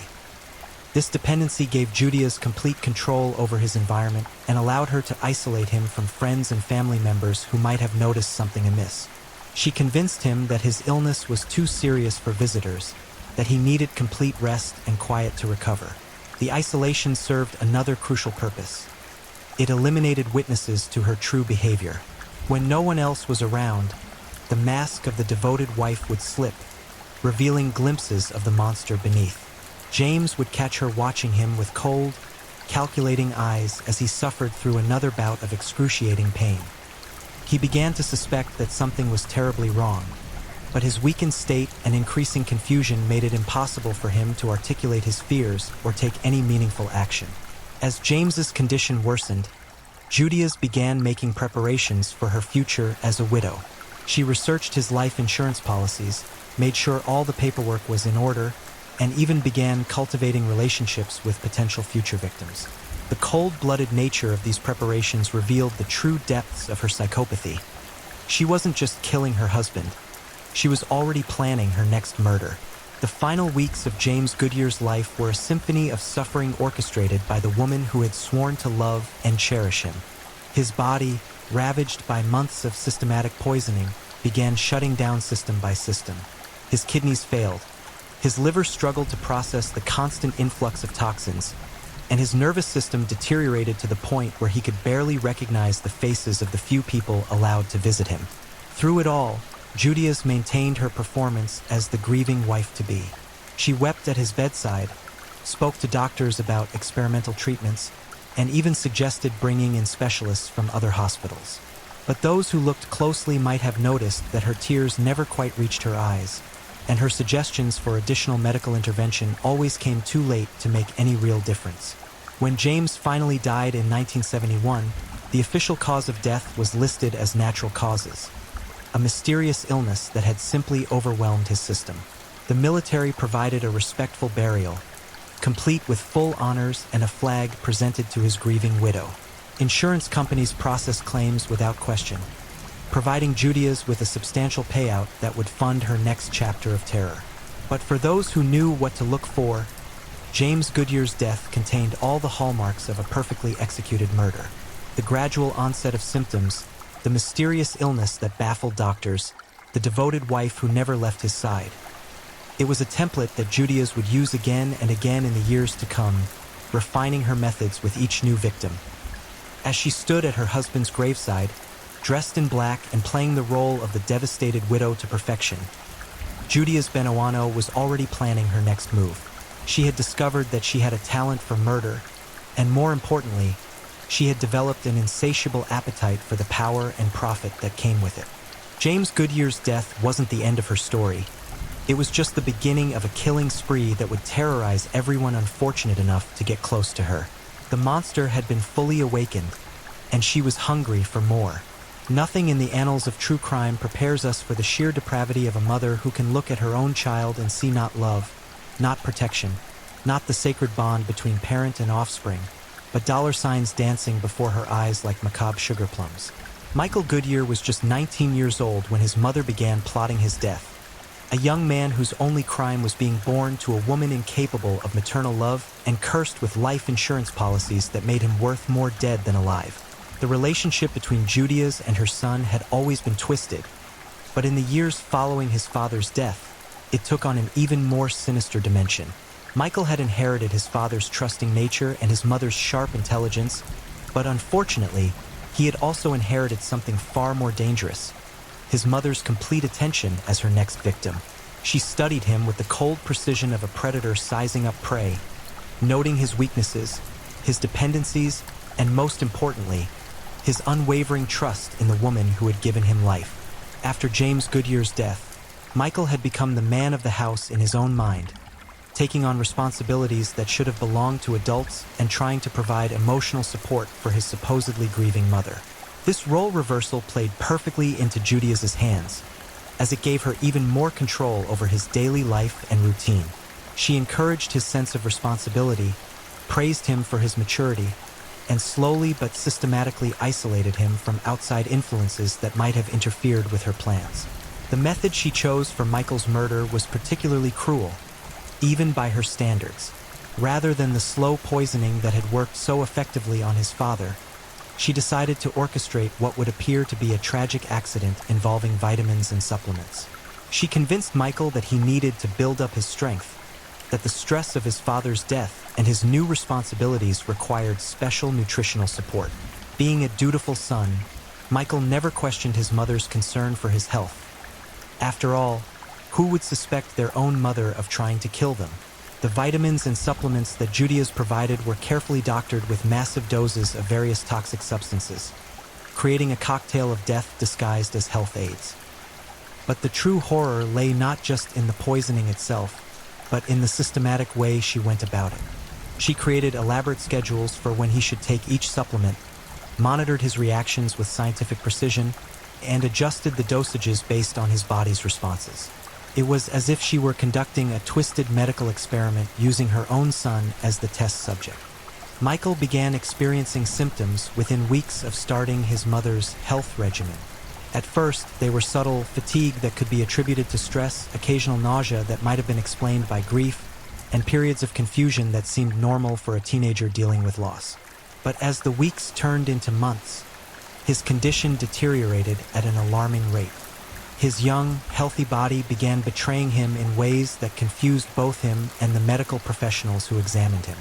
The psychological aspect of Michael's murder was perhaps even more disturbing than the physical. As his health declined, his dependency on his mother increased exponentially. She became his sole caregiver, his interpreter of medical information, and his primary source of emotional support. This complete control allowed her to manipulate not just his physical environment, but his entire reality. When he expressed confusion about his symptoms or fear about his condition, she was there to offer explanations that always seemed reasonable in the moment, but served to keep him from seeking outside help or questioning her care. What made Michael's situation particularly tragic was his genuine love for his mother and his complete inability to conceive that she might be the source of his suffering. Even as his body began shutting down from the sustained chemical assault, he continued to express gratitude for her devotion and care. He would apologize for being a burden, worry about the financial strain his medical expenses might cause, and constantly seek her reassurance that everything would be okay. The medical community's response to Michael's condition revealed how effectively Judia's had perfected her killing technique. His symptoms were complex and seemingly contradictory, resembling various rare diseases and autoimmune disorders that were difficult to diagnose definitively. Each doctor he saw ordered different tests, prescribed different treatments, and offered different theories about what might be wrong. This medical confusion served Judia's purposes perfectly, as it prevented anyone from developing a clear picture of what was actually happening to her son. As Michael's condition worsened, Judia's began making preparations for his death with the same cold calculation she had displayed during her husband's murder. She researched his life insurance policies, made sure all beneficiary information was correct, and even began planning his funeral arrangements. The fact that she could simultaneously play the role of a worried mother while actively planning her son's memorial service demonstrates a level of psychopathy that defies comprehension. The final months of Michael's life were a masterpiece of sustained torture orchestrated by the person who should have been his greatest protector. His body, ravaged by months of systematic poisoning, began experiencing multiple organ failures. His immune system collapsed, leaving him vulnerable to every infection and illness. His nervous system deteriorated to the point where he suffered from constant pain, confusion, and periods of delirium where he couldn't recognize familiar faces or remember basic information. Through all of this suffering, Judia's maintained her performance as the devoted mother. She slept by his bedside, fed him by hand when he became too weak to feed himself, and spoke constantly about experimental treatments and miracle cures that might save him. But her actions told a different story. She carefully monitored which doctors he saw, controlling the flow of information and ensuring that no single medical professional got a complete picture of his condition. She discouraged visits from friends and other family members, claiming that he was too weak for company and needed absolute quiet to recover. The isolation served multiple purposes. It eliminated potential witnesses to her true behavior, prevented others from noticing patterns in his illness that might raise suspicions, and gave her complete control over the narrative surrounding his condition. When Michael was alone with his mother, away from the pretense required for public consumption. She would sometimes allow glimpses of her true nature to show through. He began having moments of clarity where he suspected that something was terribly wrong, but his weakened condition and his fundamental inability to believe that his mother could hurt him prevented him from taking any action. As death approached, Michael's suffering intensified beyond human endurance. The combination of toxins in his system had created a cascade of organ failures that caused excruciating pain throughout his body. His kidneys shut down, flooding his system with waste products that his liver could no longer process. His heart struggled to pump blood through vessels damaged by months of chemical assault. His lungs filled with fluid, making each breath a monumental effort. And through it all, his brain, the seat of his consciousness and identity, was slowly being destroyed by the very substances his mother continued to administer under the guise of medicine. The medical team treating Michael was baffled by the complexity and severity of his condition. They had never seen a case quite like his, where so many systems failed simultaneously without an obvious underlying cause. They tried every treatment protocol available, consulted with specialists from around the country, and even considered experimental therapies. But nothing they did made any lasting difference, because they were trying to cure the effects of ongoing poisoning without knowing that the poison was still being administered daily by the patient's own mother. When Michael finally died in 1980, the official cause of death was listed as complications from a rare autoimmune disorder that had caused multiple organ failures. The medical examiner's report detailed the extensive damage found throughout his body, but offered no explanation for what had triggered such a catastrophic collapse in an otherwise healthy 19-year-old. The insurance companies processed the death benefits without question, providing Judia's with another substantial payout to add to her growing collection of blood money. The funeral was a heartbreaking display of manufactured grief. Judia's played the role of the devastated mother to perfection, weeping over her son's coffin and accepting condolences from friends and family members who had no idea they were comforting a murderer. She spoke movingly about Michael's strength and courage in facing his illness, about how proud she was of the man he had become, and about how difficult it would be to go on without him. Every word was a lie, every tear was calculated for effect, and every gesture of grief was designed to deflect suspicion from the truth. But for those who knew what to look for, Michael's death contained all the same hallmarks as his father's. The mysterious illness that baffled doctors, the devoted caregiver who never left his side, the gradual decline that seemed to accelerate despite medical intervention. It was the same template, refined and perfected through experience. The only difference was that this time, the victim was her own child, a fact that added layers of horror to an already unthinkable crime. As Judia stood at her son's graveside, once again dressed in black and playing the role of the grieving survivor, she was already planning her next move. Michael's death had netted her a substantial insurance payout, but more importantly, it had confirmed her ability to commit the perfect murder even under the closest medical scrutiny. She had killed her own son and gotten away with it, a fact that filled her with a sense of invincibility that would drive her to even greater acts of evil. The sacrifice of Michael Goodyear wasn't just the murder of a young man with his whole life ahead of him. It was the final transformation of Judia's Benoano from a woman capable of terrible acts into a monster with no boundaries, no limitations, and no conscience. She had crossed the ultimate line, and there would be no going back. Bobby Joe Morris never knew that his decision to love Judia's Benoano was simultaneously a decision to sign his own death warrant. By 1982, the Black Widow had perfected her craft to a level that would have impressed the most skilled assassin, and Bobby Joe, with his generous heart, his comfortable financial situation, and his complete inability to see the predator lurking behind her beautiful smile, was about to become the next name on her growing list of victims. Their relationship began like something out of a romance novel, or at least that's how Judia's engineered it to appear. She had moved to Colorado after Michael's death, ostensibly seeking a fresh start away from the painful memories of her losses. The truth, of course, was far more calculating. She was hunting for her next victim, and Colorado provided fresh hunting grounds where her reputation hadn't preceded her.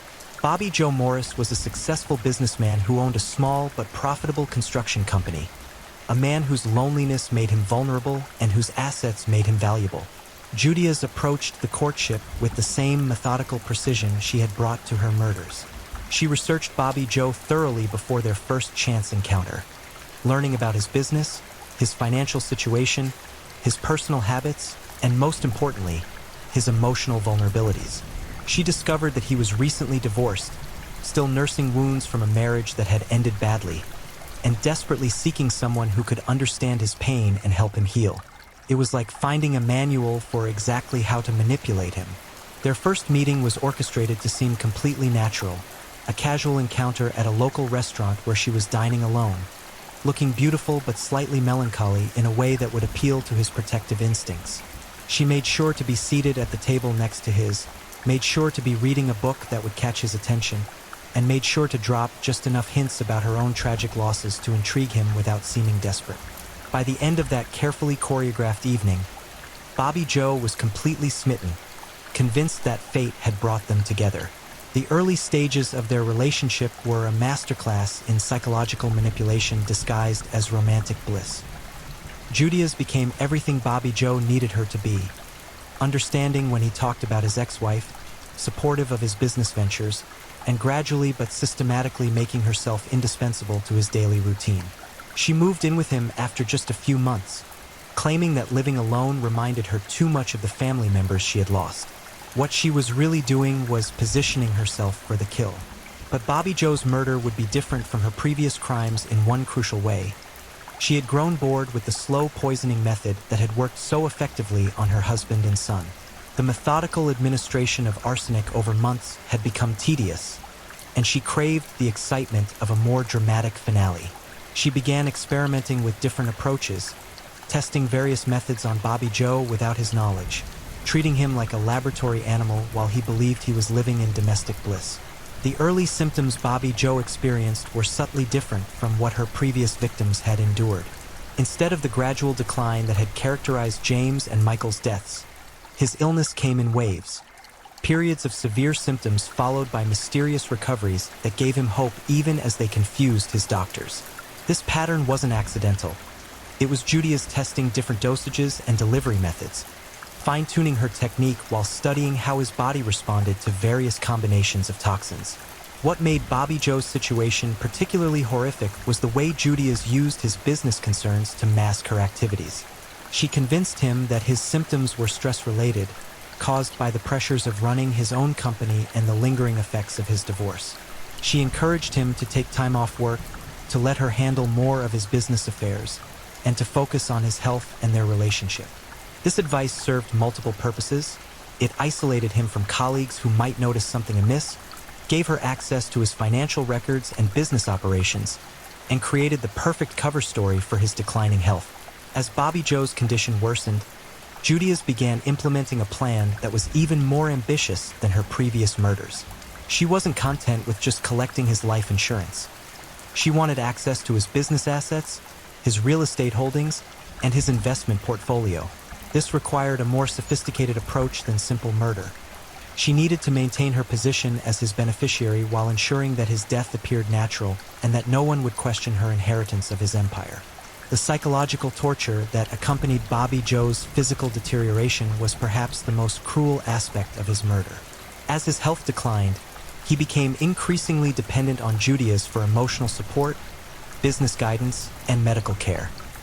She used this dependency to slowly isolate him from friends, family members, and professional associates who might have provided alternative perspectives on his condition. She convinced him that she was the only one who truly understood his situation, the only one who could help him navigate both his illness and his business challenges. The medical establishment's response to Bobby Joe's condition revealed how much Judias had learned from her previous murders. She had become expert at presenting symptoms that mimicked naturally occurring illnesses while avoiding patterns that might trigger suspicion. When Bobby Joe's doctors ordered tests, she made sure he followed special dietary restrictions beforehand that would skew the results in ways that supported her desired narrative. When they prescribed treatments, she supplemented them with her own remedies that actually made his condition worse while appearing to be helpful.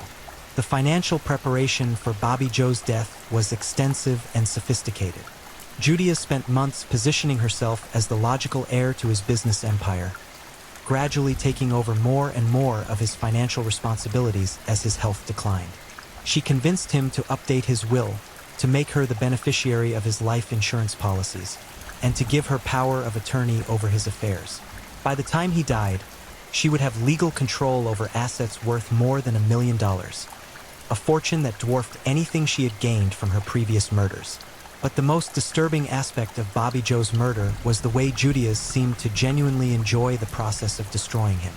Unlike her previous victims, whom she had killed primarily for financial gain, Bobby Joe's death became a source of entertainment for her. She took pleasure in watching him struggle with his mysterious illness, in seeing him become increasingly dependent on her care, and in knowing that she held his life in her hands while he remained completely unaware of the danger he was in. The final months of Bobby Joe's life were a symphony of calculated suffering orchestrated by the woman he believed loved him more than anyone ever had. His body, under constant chemical assault from substances he didn't even know he was consuming, began experiencing cascading organ failures that left doctors baffled and helpless. His liver, struggling to process the constant influx of toxins, began shutting down. His kidneys failed to filter the poisonous compounds from his blood. His nervous system deteriorated to the point where he suffered from constant pain, confusion, and periods where he couldn't recognize familiar faces or remember basic information. Through all of this agony, Judias maintained her performance as the devoted girlfriend and caregiver. She accompanied him to every medical appointment, took detailed notes about his symptoms and treatments, and constantly advocated for more aggressive interventions. But her advocacy always seemed to come just a little too late. Her suggestions for alternative treatments always arrived after his condition had progressed beyond the point where they might be effective. To outside observers, she appeared to be doing everything possible to save the man she loved. In reality, she was carefully orchestrating his destruction while maintaining plausible deniability. The isolation that Judias imposed on Bobby Joe during his final months served multiple strategic purposes. It eliminated potential witnesses to her true behavior, prevented others from noticing patterns that might raise suspicions, and gave her complete control over the narrative surrounding his illness and death.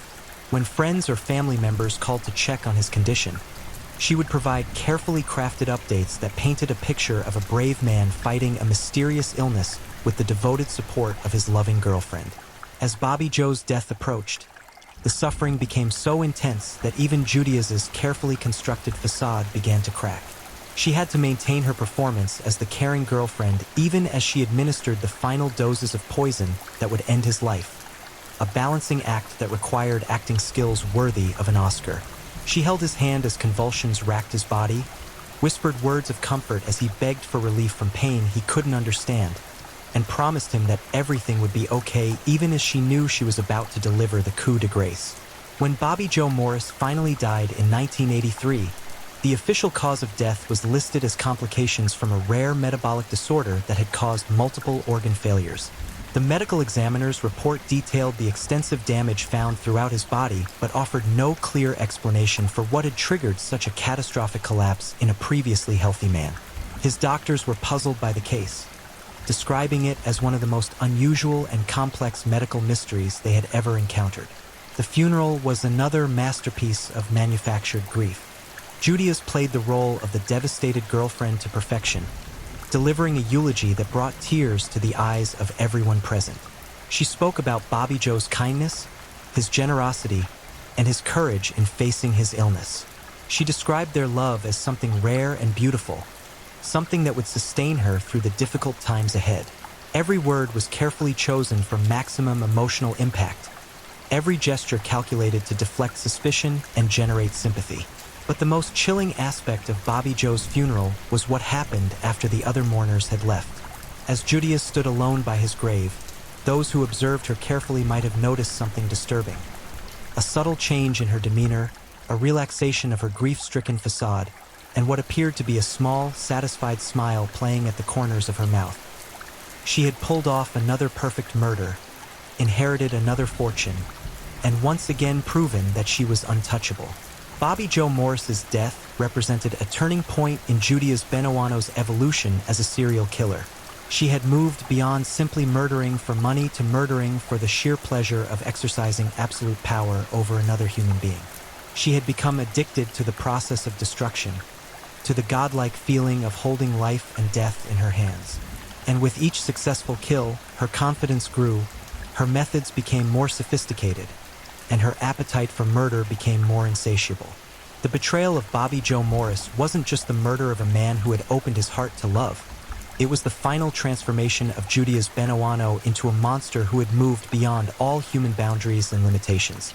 She had proven that no one was safe from her, not even those who loved her most, and she was ready to expand her hunting grounds to include an even larger pool of potential victims. John Gentry never imagined that accepting a dinner invitation from an attractive woman named Judia's Benuano would set him on a collision course with death itself. By 1983, the Black Widow had become intoxicated by her own success, drunk on the power that came from repeatedly committing the perfect murder, and absolutely convinced of her own invincibility. But hubris, as ancient tragedies teach us, often precedes the most catastrophic falls, and John Gentry would become both her intended final victim and the instrument of her ultimate destruction. The hunting grounds had shifted to Pensacola, Florida, where Judia's had relocated after Bobby Joe Morris's death, carrying with her a substantial fortune built on blood and deception. She had learned to reinvent herself with each move, creating new identities and backstories that would appeal to different types of victims. For John Gentry, she crafted the persona of a successful widow who had overcome tremendous personal losses through strength and determination. A woman who was financially independent but emotionally available to the right man. John Gentry was everything Judia's looked for in a victim. Financially stable, emotionally vulnerable, and completely unprepared for the level of sophisticated manipulation he was about to encounter. He was a Vietnam veteran who had built a successful career in electronics. A man whose military background had taught him to be cautious about some things but had left him completely defenseless against the particular type of warfare that Judia's had mastered. His recent divorce had left him lonely and seeking companionship, making him the perfect target for her web of seduction and death. The courtship followed Judia's now well-established pattern, but with refinements that reflected her growing sophistication as both a manipulator and a killer. She no longer relied solely on chance encounters. Instead, she orchestrated elaborate scenarios that allowed her to demonstrate her desirability while appearing completely natural. She made sure John saw her at her most attractive and mysterious, created situations where he would feel compelled to approach her, and then skillfully guided their early interactions to maximize his emotional investment in their relationship. What made this case different from her previous murders was the level of surveillance and planning she employed. Judia's had learned that success required not just the ability to kill, but the ability to anticipate and counter any potential investigation. She spent months studying John's habits, his routines, his friends and associates, and most importantly, his potential value as both a victim and a source of assets. She identified the optimal timing for his death, the best methods to avoid suspicion, and the most effective ways to position herself as the innocent survivor. The engagement period was a masterclass in psychological warfare disguised as romantic bliss. Judia's became everything John needed, supportive of his career, understanding about his past, and gradually but systematically making herself indispensable to his daily life. She encouraged him to make her the beneficiary of his life insurance policies, to include her in his will, and to give her increasing control over his finances. By the time they set a wedding date, she had positioned herself to inherit everything he owned upon his death. But Judia's had grown bored with the slow poisoning methods that had served her so effectively in the past. The thrill of watching her victims slowly deteriorate over months had lost its appeal, replaced by a craving for something more dramatic and immediate. She began planning what she envisioned as her masterpiece, a murder so spectacular and seemingly accidental that it would generate headlines while leaving her completely above suspicion. The method she chose revealed both her growing boldness and her fundamental miscalculation about her own abilities. Instead of relying on the subtle poisoning techniques that had made her previous murders nearly undetectable, she decided to orchestrate John's death through a car bombing, a method that would require entirely different skills and carry far greater risks of exposure. It was a decision born of arrogance and a desire for excitement that would ultimately lead to her downfall. The preparation for John's murder was extensive and involved multiple phases of attack. First, she began the familiar process of slowly poisoning him, using small doses of various substances to weaken his system and create symptoms that would explain why he might be driving erratically when the bomb exploded. The poisoning served multiple purposes. It would provide a medical explanation for the accident, make him less alert and therefore less likely to notice anything suspicious about his car, and give her the pleasure of watching him suffer while he remained unaware of the danger. Simultaneously, she began researching explosives and detonation devices, approaching the task with the same methodical thoroughness she had brought to studying poisons. She learned about different types of bombs, optimal placement for maximum effectiveness, and timing mechanisms that would allow her to be far away when the explosion occurred. She even practiced assembling and disassembling explosive devices, treating it like a hobby project rather than preparation for murder. The psychological manipulation during this period was particularly cruel because John believed he was living through the happiest time of his life. He was engaged to a woman he adored, making plans for their future together, and completely unaware that his bride-to-be was spending her days figuring out the best way to murder him. When he experienced symptoms from the low-level poisoning, she convinced him it was just stress from wedding planning and encouraged him to take the vitamins and supplements she provided, substances that were actually making his condition worse. As the date approached for what she planned to be John's final ride, Judia's excitement became almost palpable to those who knew her well. She was about to pull off what she considered her masterpiece, a murder so perfectly planned and executed that it would establish her as the ultimate predator. She had convinced herself that she was untouchable, that her previous successes had proven her intellectual superiority over law enforcement, and that this final kill would cement her legacy as the perfect murderer. On June 25, 1983, Judia's carefully prepared the explosive device that she believed would end John Gentry's life and complete her transformation into the most successful female serial killer in American history. She had chosen a remote location for the bombing, calculated the timing to ensure she would have an airtight alibi, and prepared her performance as the shocked and devastated fiancé. Everything seemed perfect. Every detail had been planned with meticulous care, and she felt the familiar rush of power that came from holding another person's life in her hands. But fate, it seems, had other plans. The bombing that was supposed to be Judia's masterpiece instead became the first crack in her armor of invincibility. When John turned the ignition key in his car that morning, the explosion that followed was indeed spectacular. It shattered windows in nearby buildings, sent debris flying for hundreds of yards, and created a fireball that could be seen from miles away. But John Gentry, battered and burned but very much alive, survived what should have been his execution. The survival of her intended victim was more than just a failure of planning. It was a catastrophic breach in the wall of protection that had surrounded Judia's for more than a decade. For the first time in her killing career, she had a living witness to her murderous intent, a victim who could speak to investigators, provide details about their relationship, and potentially connect dots that would lead back to her previous crimes. The perfect predator had made her first serious mistake, and that mistake would prove to be her undoing. John's survival also meant that physical evidence of the bombing would be preserved and analyzed by forensic experts who were far more sophisticated than the investigators who had looked into her previous victims' deaths. The car bombing left behind traces of explosives, fingerprints on components, and a clear pattern of premeditation that couldn't be explained away as natural causes or accidental death. For the first time, Judia's faced the possibility of hard evidence that could directly link her to an attempted murder. The immediate aftermath of the bombing revealed another crucial flaw in Judia's planning. She had become so confident in her abilities that she had neglected to prepare for the possibility of failure. When investigators began asking questions about the explosion, she found herself scrambling to maintain her facade of innocence while simultaneously trying to cover up evidence of her involvement. Her previously flawless performances began showing cracks under the pressure of unexpected scrutiny. The investigation into the car bombing quickly revealed inconsistencies in Judia's story that trained detectives found impossible to ignore.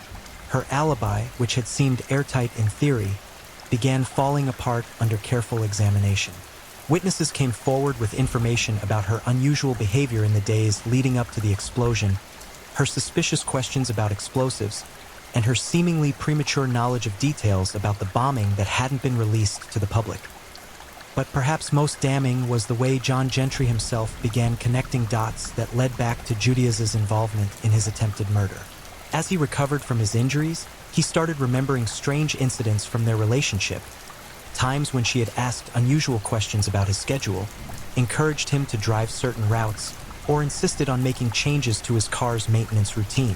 The man who had been completely blind to her murderous nature while he was under her spell began seeing the truth with crystal clarity once the spell was broken. The forensic evidence gathered from the car bombing site painted a detailed picture of premeditation and planning that investigators found impossible to dismiss. Bomb fragments revealed the type of explosive device used, timing mechanisms provided clues about when it had been planted, and trace evidence connected the bombing to materials that could be traced back to Judia's purchases. For the first time in her criminal career, she faced physical evidence that couldn't be explained away by mysterious illnesses or coincidental deaths.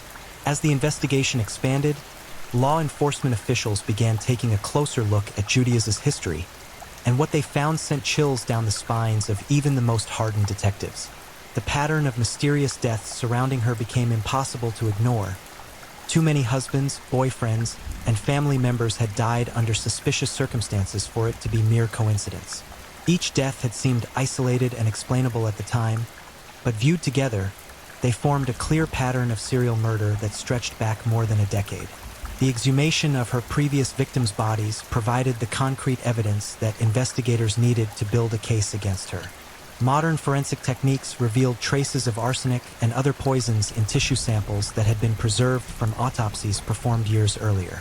The same substance that had killed her husband, her son, and her boyfriend was found in concentrations that could only have resulted from deliberate poisoning over extended periods of time.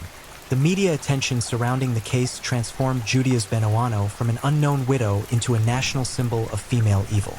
Reporters dubbed her the Black Widow, a nickname that perfectly captured both her method of operation and the public's horrified fascination with her crimes.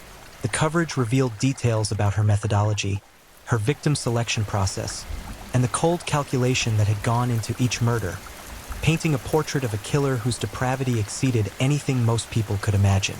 The trial that followed was a masterclass in forensic evidence presentation and a devastating exposure of the methods Judia's had used to evade justice for so many years. Prosecutors methodically laid out the pattern of her crimes, demonstrating how she had refined her techniques with each murder and explaining the sophisticated planning that had gone into each death. The evidence was overwhelming, the pattern undeniable, and the defendant's guilt beyond any reasonable doubt. Perhaps most chilling was Judia's behavior during the trial itself. Even faced with overwhelming evidence of her guilt, she maintained her performance as the innocent victim of circumstances, the grieving widow who had been unfairly accused of crimes she couldn't possibly have committed. She showed no remorse for her victims, no acknowledgement of the pain she had caused, and no recognition of the magnitude of her crimes. She remained, even in the face of certain conviction, the same cold-blooded predator who had killed without conscience for more than a decade. The jury deliberated for less than 6 hours before returning guilty verdicts on all counts. When the judge sentenced her to death in Florida's electric chair, Judia's showed no emotion, no fear, and no acknowledgement that justice had finally caught up with her. She had spent so many years believing in her own invincibility that even the prospect of execution couldn't penetrate the armor of narcissism and psychopathy that had driven her to commit such unspeakable acts. The appeals process that followed her conviction dragged on for years, during which time investigators continued uncovering evidence of additional crimes that Judia's might have committed. The full scope of her killing spree may never be known, as she took many secrets to her grave and left behind a trail of suspicious deaths that stretched across multiple states and decades. What is certain is that the 3 confirmed murders represented only a fraction of the destruction she had wrought during her career as a serial killer. On March 30th, 1998, after 15 years on death row, Judia's Benoano was executed by electric chair at the Florida State Prison. She was the first woman executed in Florida since 1848, and her death marked the end of one of the most calculating and successful serial killing careers in American criminal history. Even facing death, she refused to confess to her crimes or show any remorse for the lives she had destroyed, maintaining her facade of innocence until the very end. The legacy of Judia's Benoano extends far beyond the individual lives she took. Her case revolutionized the way law enforcement approaches investigations involving suspicious deaths, leading to improved protocols for detecting patterns of serial murder and better coordination between jurisdictions. Her methods, particularly her use of slow-acting poisons and her exploitation of medical professionals' trust, led to enhanced security measures and monitoring systems that have prevented other killers from using similar approaches. But perhaps her most lasting impact is the reminder she provides of the capacity for evil that can lurk behind the most innocent facades. She proved that monsters don't always look like monsters, that the most dangerous predators are often those who appear most harmless, and that trust, the very foundation of human relationships, can become a weapon in the hands of those without conscience or compassion. The Black Widow's web of death finally collapsed, but not before she had demonstrated that true evil wears many faces, strikes from many angles, and can hide in plain sight for decades while destroying everything and everyone it touches. Her story stands as a chilling testament to the darkest possibilities of human nature and a stark warning about the predators who walk among us, wearing masks of normalcy while harboring hearts of absolute darkness. In the end, Judia's Benoano was not just a serial killer. She was a force of pure malevolence who turned the most sacred bonds of human connection into instruments of death. Her victims trusted her with their lives, and she repaid that trust with poison, explosives, and a level of cruelty that defies comprehension. She remains, even in death, a reminder that sometimes the greatest monsters are those who convince us they love us most. If you're still awake, let's move on to our final story. Story 5. The Hillside Stranglers. When Darkness Walks Among U.S. The year is 1977, and the sprawling city of Los Angeles, a place where dreams are born and shattered, becomes a hunting ground for two predators who would forever stain the Hollywood hills with blood. What began as a partnership forged in hell would unleash a reign of terror so brutal, so methodical, that an entire city would hold its breath in fear. This is not just another crime story. This is the chilling account of Angelo Buono and Kenneth Bianchi, cousins bound by blood and united in evil, who transformed the scenic hillsides of California into graveyards for the innocent. Their victims, young women with hopes, dreams, and futures, would become pawns in a twisted game of power, control, and unspeakable cruelty. Tonight, we descend into the abyss of human depravity, where family bonds became instruments of death, and where two men proved that true monsters don't hide under beds. They walk among us, wearing human faces. The genesis of evil often begins in the most unexpected places, and for Angelo Anthony Buono Jr., that birthplace was the seemingly ordinary streets of Rochester, New York, on October 5, 1934. But there was nothing ordinary about the darkness that would eventually consume this man and transform him into one of America's most notorious serial killers. Angelo's early years painted a portrait of dysfunction that would become the twisted foundation for his future crimes. Born to Italian immigrants, he grew up in a household where violence simmered beneath the surface like a pot ready to boil over. His father, Angelo Buono Sr., was a man whose temper could erupt without warning, leaving young Angelo to navigate a minefield of unpredictable rage. The scars of this upbringing would burrow deep into his psyche, festering like infected wounds that would never heal. As a child, Angelo displayed disturbing signs that should have served as warnings of the monster he would become. Neighbors whispered about his cruel treatment of animals, cats that disappeared after crossing his path, dogs found injured in ways that suggested deliberate malice. These weren't mere childhood pranks. They were the early rehearsals of a mind learning to derive pleasure from suffering. The family's move to California when Angelo was in his teens marked the beginning of his transformation into a predator. Los Angeles, with its sprawling neighborhoods and endless opportunities for anonymity, would become his hunting ground. But first, he needed to perfect his craft, and unfortunately for the women who would cross his path, Angelo had decades to refine his methods. His criminal career began with seemingly minor infractions, theft, fraud, and various scams that revealed a mind capable of manipulation and deception. Angelo possessed a charismatic facade that could charm his way into people's trust, only to exploit that trust for his own gain. Women, in particular, found themselves drawn to his smooth talking and apparent confidence, unaware that behind his eyes lurked the calculating mind of a predator. By his 20s, Angelo had established himself in the auto upholstery business, operating out of a shop in Glendale that would later become synonymous with horror. The legitimate business served as the perfect cover for his increasingly dark activities. Customers who brought their cars to Angelo Buono's shop had no idea they were entering the domain of a man whose thoughts were consumed by violence and control. The shop itself became an extension of Angelo's twisted personality.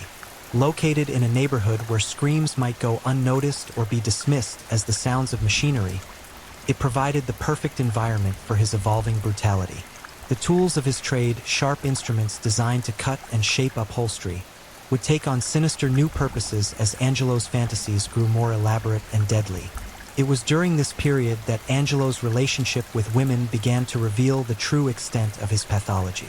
Marriage after marriage ended in failure, not due to incompatibility or ordinary marital problems, but because of Angelo's need to dominate and control. His wives spoke of a man whose charm could transform into rage without warning, whose jealousy knew no bounds, and whose appetite for degradation seemed insatiable. The violence that had been brewing within Angelo for decades finally began to manifest in more serious ways.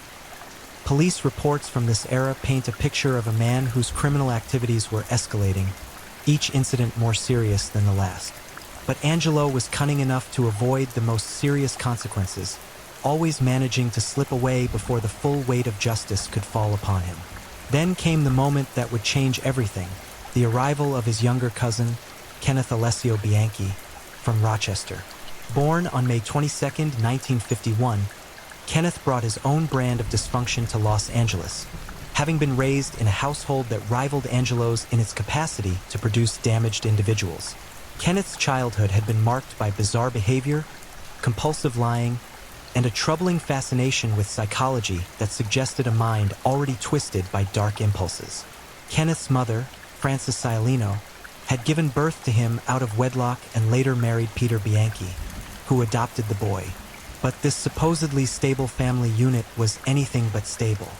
Frances was described by those who knew her as controlling and manipulative, traits that Kenneth would inherit and refine to deadly perfection. She showered him with attention while simultaneously filling his head with grandiose ideas about his own importance, creating a narcissist who believed the world owed him everything. The young Kenneth displayed troubling behaviors that should have raised red flags. He was a chronic liar who could fabricate elaborate stories with such conviction that even those who knew better sometimes found themselves believing him. His fascination with medical and psychological texts wasn't driven by a desire to heal, but by a need to understand how to manipulate and control others. When Kenneth arrived in Los Angeles in early 1976, he was 25 years old and desperate to reinvent himself. He had failed at various endeavors back east, leaving behind a trail of disappointed employers and romantic partners who had glimpsed the darkness beneath his charming exterior. Los Angeles represented a fresh start, a place where he could become anyone he wanted to be. Angelo welcomed his cousin with the enthusiasm of a spider greeting a fly. Here was someone who shared his blood, someone who might understand and appreciate the darker impulses that drove him.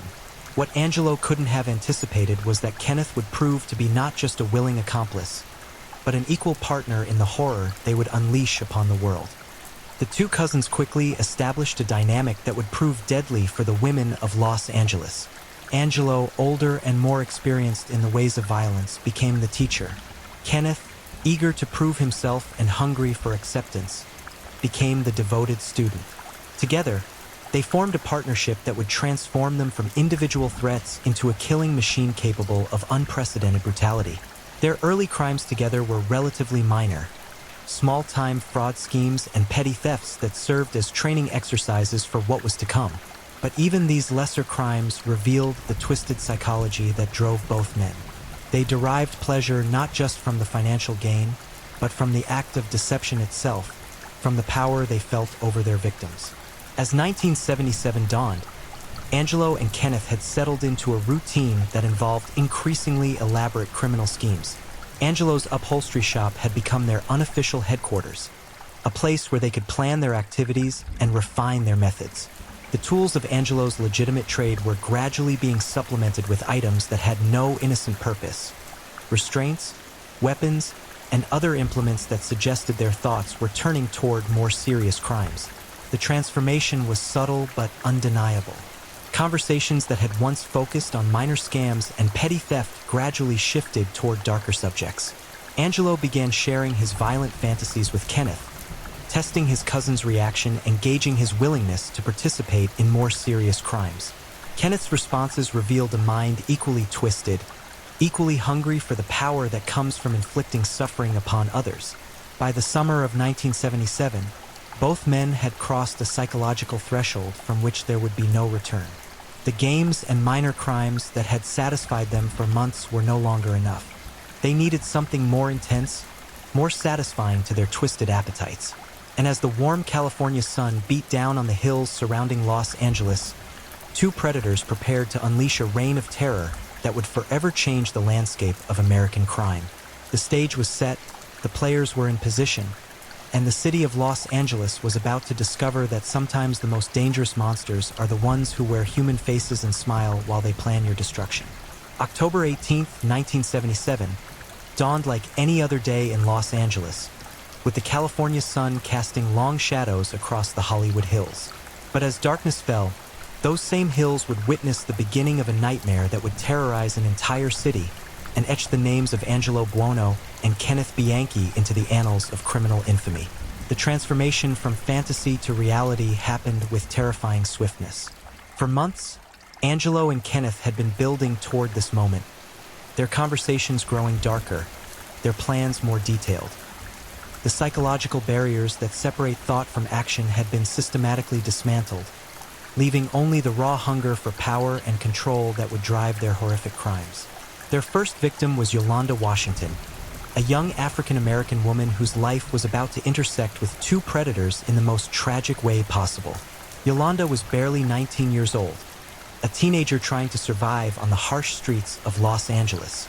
Like many young women in her situation, she had turned to prostitution as a means of survival, a decision that would ultimately place her in the crosshairs of two men who saw her not as a human being, but as an object to be used and discarded. The encounter began as so many others had for Yolanda, a potential customer approaching her on the street, offering money for her services. But Angelo and Kenneth had no intention of conducting a normal transaction. From the moment Yolanda entered their vehicle, she was trapped in a nightmare from which there would be no escape.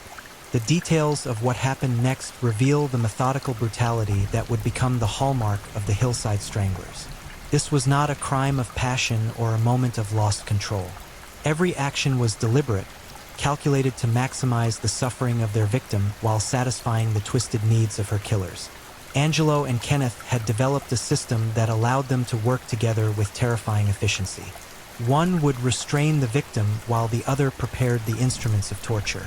They had practiced their techniques, refined their methods, and created a partnership that functioned like a well-oiled machine designed for one purpose: inflicting death. The torture that Yolanda endured defies description in polite terms. Angelo and Kenneth had discovered that their shared appetite for cruelty was amplified when they worked together. Each fed off the other's enthusiasm for violence, creating a feedback loop of brutality that pushed them to ever greater extremes. Sexual assault was just the beginning of their victim's ordeal. Angelo, drawing on his knowledge of anatomy gleaned from years of working with his hands, knew exactly how to inflict maximum pain without causing immediate death. Kenneth, meanwhile, employed the psychological techniques he had studied, using verbal abuse and mental torture to break down their victims' will to resist. The actual method of murder revealed the cold calculation behind their crimes. Ligature strangulation, the use of a cord, rope, or other device to cut off the victim's air supply, became their signature. But this was no quick death. Angelo and Kenneth had learned to prolong the process, applying and releasing pressure to maximize their victim's terror and their own twisted satisfaction. When Yolanda Washington's life finally ended, her killers were faced with the practical problem of disposing of her body. This too had been carefully planned. The Hollywood Hills provided numerous secluded locations where a body might remain undiscovered for days or weeks. But Angelo and Kenneth weren't content with mere disposal. They wanted their work to be found, to send a message to the city below. Yolanda's nude body was discovered on October 18, 1977, dumped on a hillside near the Ventura Freeway.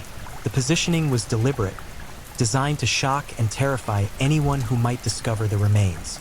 But more than that, it was the opening statement in a campaign of terror that would hold Los Angeles in its grip for months to come. The police who responded to the scene were experienced professionals who had seen their share of violent crime. But even they were unprepared for the level of brutality that Yolanda Washington had endured.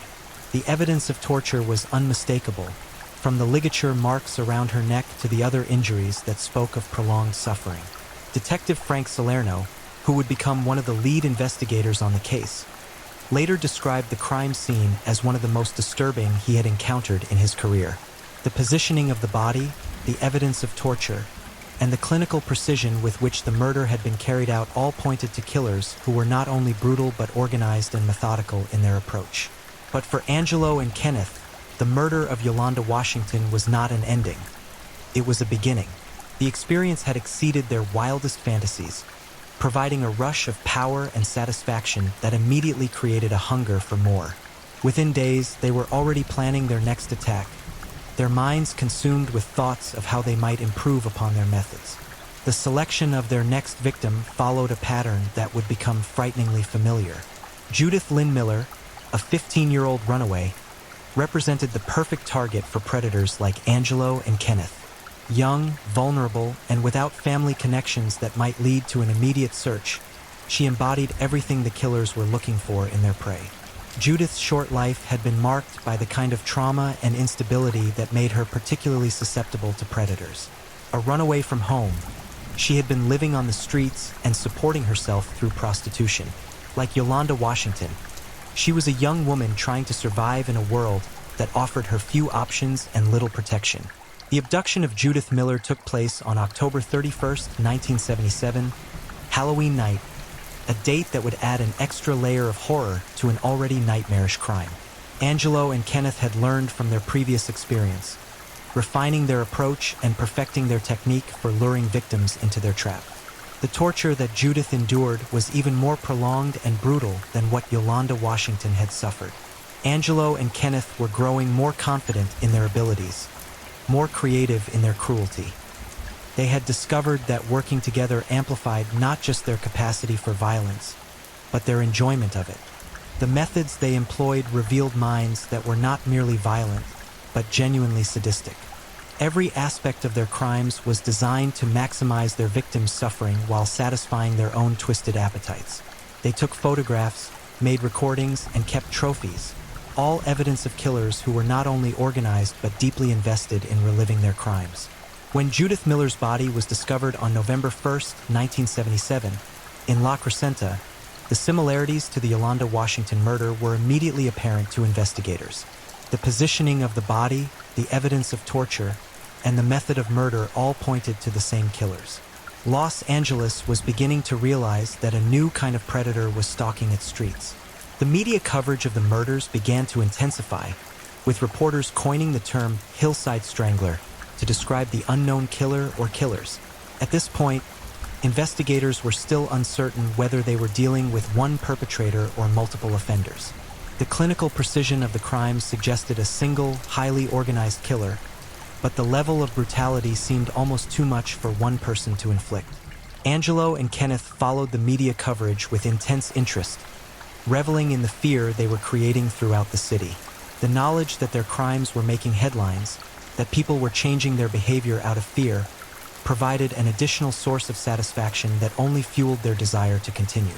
The psychological profiles that began to emerge from law enforcement agencies painted a picture of killers who were intelligent, organized, and likely familiar with the Los Angeles area.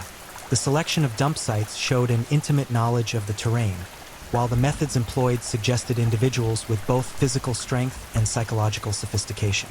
But what the profiles couldn't capture was the unique dynamic between Angelo and Kenneth, the way their individual pathologies combined to create something even more dangerous than either man might have been alone.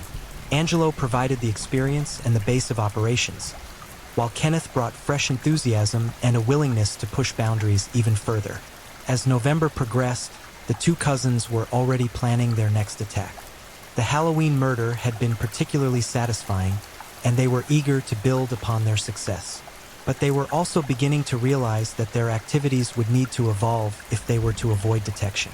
Each crime left evidence, and eventually that evidence might point back to them. The solution they devised was both ingenious and terrifying. They would expand their operations, varying their methods and locations to confuse investigators while satisfying their ever-growing appetite for violence. Los Angeles was a large city with plenty of vulnerable women, and Angelo and Kenneth intended to take full advantage of that fact. By the end of November 1977, 2 women were dead, and their killers were just getting started. The Hillside Stranglers were about to enter the most productive and terrifying phase of their criminal career, a period that would see them claim victim after victim while an entire city lived in fear. The nightmare was far from over. In fact, it was just beginning. November 1977 arrived with an unseasonable chill that seemed to match the growing dread settling over Los Angeles. The discovery of 2 brutalized young women had law enforcement agencies scrambling to understand what they were dealing with. But for Angelo Buono and Kenneth Bianchi, the fear rippling through the city was intoxicating. They had tasted power in its purest form, the power of life and death, and they were hungry for more. The third victim would shatter any remaining illusions that these were random crimes committed by an unorganized killer. Lisa Teresa Caston was everything the previous victims were not. A 21-year-old waitress and aspiring dancer who came from a stable background and had family who would immediately notice her absence. Her selection marked a crucial escalation in the killer's methodology, demonstrating their growing confidence and their complete disregard for the risk of detection. Lisa had been working at the Health Fair restaurant near Hollywood when she caught the attention of Angelo and Kenneth. Unlike their previous victims, she was not involved in prostitution or living on the margins of society. She was a young woman with dreams and aspirations, working to support herself while pursuing her passion for dance. Her wholesome appearance and obvious intelligence made her exactly the kind of challenge that appealed to the 2 predators. The abduction took place on November 5, 1977, as Lisa was leaving work. Angelo and Kenneth had perfected their technique for approaching potential victims, using Kenneth's clean-cut appearance and apparent charm to disarm suspicion. By the time Lisa realized the danger she was in, it was far too late to escape. What happened next was a horror that would haunt investigators for decades. Angelo and Kenneth had been refining their methods with each victim, learning what techniques provided the maximum satisfaction while minimizing the risk of detection. But with Lisa Caston, they crossed new boundaries of cruelty that revealed the true depths of their depravity. The torture chamber that was Angelo's upholstery shop became the stage for unprecedented brutality. Every tool available was employed in service of the killer's twisted fantasies. Lisa endured hours of sexual assault, physical torture, and psychological abuse that was designed not just to satisfy her killer's immediate desires, but to break her spirit completely. Angelo, drawing upon years of experience with various forms of violence, had become an expert in prolonging suffering. He understood anatomy well enough to know exactly how much pain a human body could endure without losing consciousness, and he used this knowledge to keep Lisa aware and responsive throughout her ordeal. Kenneth, meanwhile, employed the psychological techniques he had studied, using verbal abuse, false hope, and mental manipulation to maximize his victims' terror. He had developed a particular skill for making victims believe they might survive if they cooperated, only to dash those hopes at the crucial moment. The actual murder of Lisa Caston revealed new levels of calculation and cruelty. The ligature strangulation that had become their signature was refined to an art form, with the killers experimenting with different materials and techniques to achieve the precise effect they desired. But death was not the end of their victims' degradation. Angelo and Kenneth had developed rituals that continued even after their victim had drawn her last breath. The positioning of Lisa's body when it was discovered on November 6, 1977, near the Chevy Chase Country Club in Glendale, was a masterpiece of psychological warfare. Every detail was calculated to maximize the impact on both the investigators who would process the scene and the media who would report on it. The killers wanted their work to be not just discovered, but studied and remembered. The investigation was now operating at full intensity, with multiple law enforcement agencies coordinating their efforts to track down what they still believed might be a single perpetrator. Detective Frank Salerno had been joined by Detective Bob Grogan and a growing team of investigators who were working around the clock to identify patterns and develop leads. But Angelo and Kenneth were staying one step ahead of their pursuers, aided by their intimate knowledge of the terrain and their careful attention to forensic countermeasures. Angelo's legitimate business provided the perfect cover for his activities, while Kenneth's clean criminal record made him virtually invisible to law enforcement agencies that were focusing their attention on known violent offenders. The psychological profile being developed by FBI behavioral analysts was painting an increasingly accurate picture of the killers, but it was also revealing just how dangerous they were. These were not disorganized killers acting on impulse. They were methodical predators who were learning and adapting with each crime. November 9, 1977, brought the discovery of another body, and with it, the terrible realization that the killers were accelerating their activities. Kathleen Robinson, an 18-year-old aspiring actress, had disappeared while trying to make her way in Hollywood. Her body was found in the same general area as the previous victims, bearing the same horrific evidence of prolonged torture and sexual assault. Kathleen's murder revealed new aspects of the killer's methodology that sent chills through the investigation team.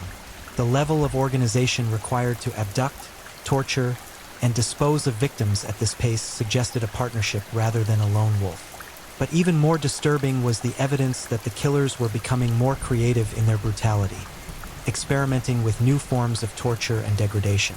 The media coverage reached a fever pitch with the discovery of Kathleen Robinson's body.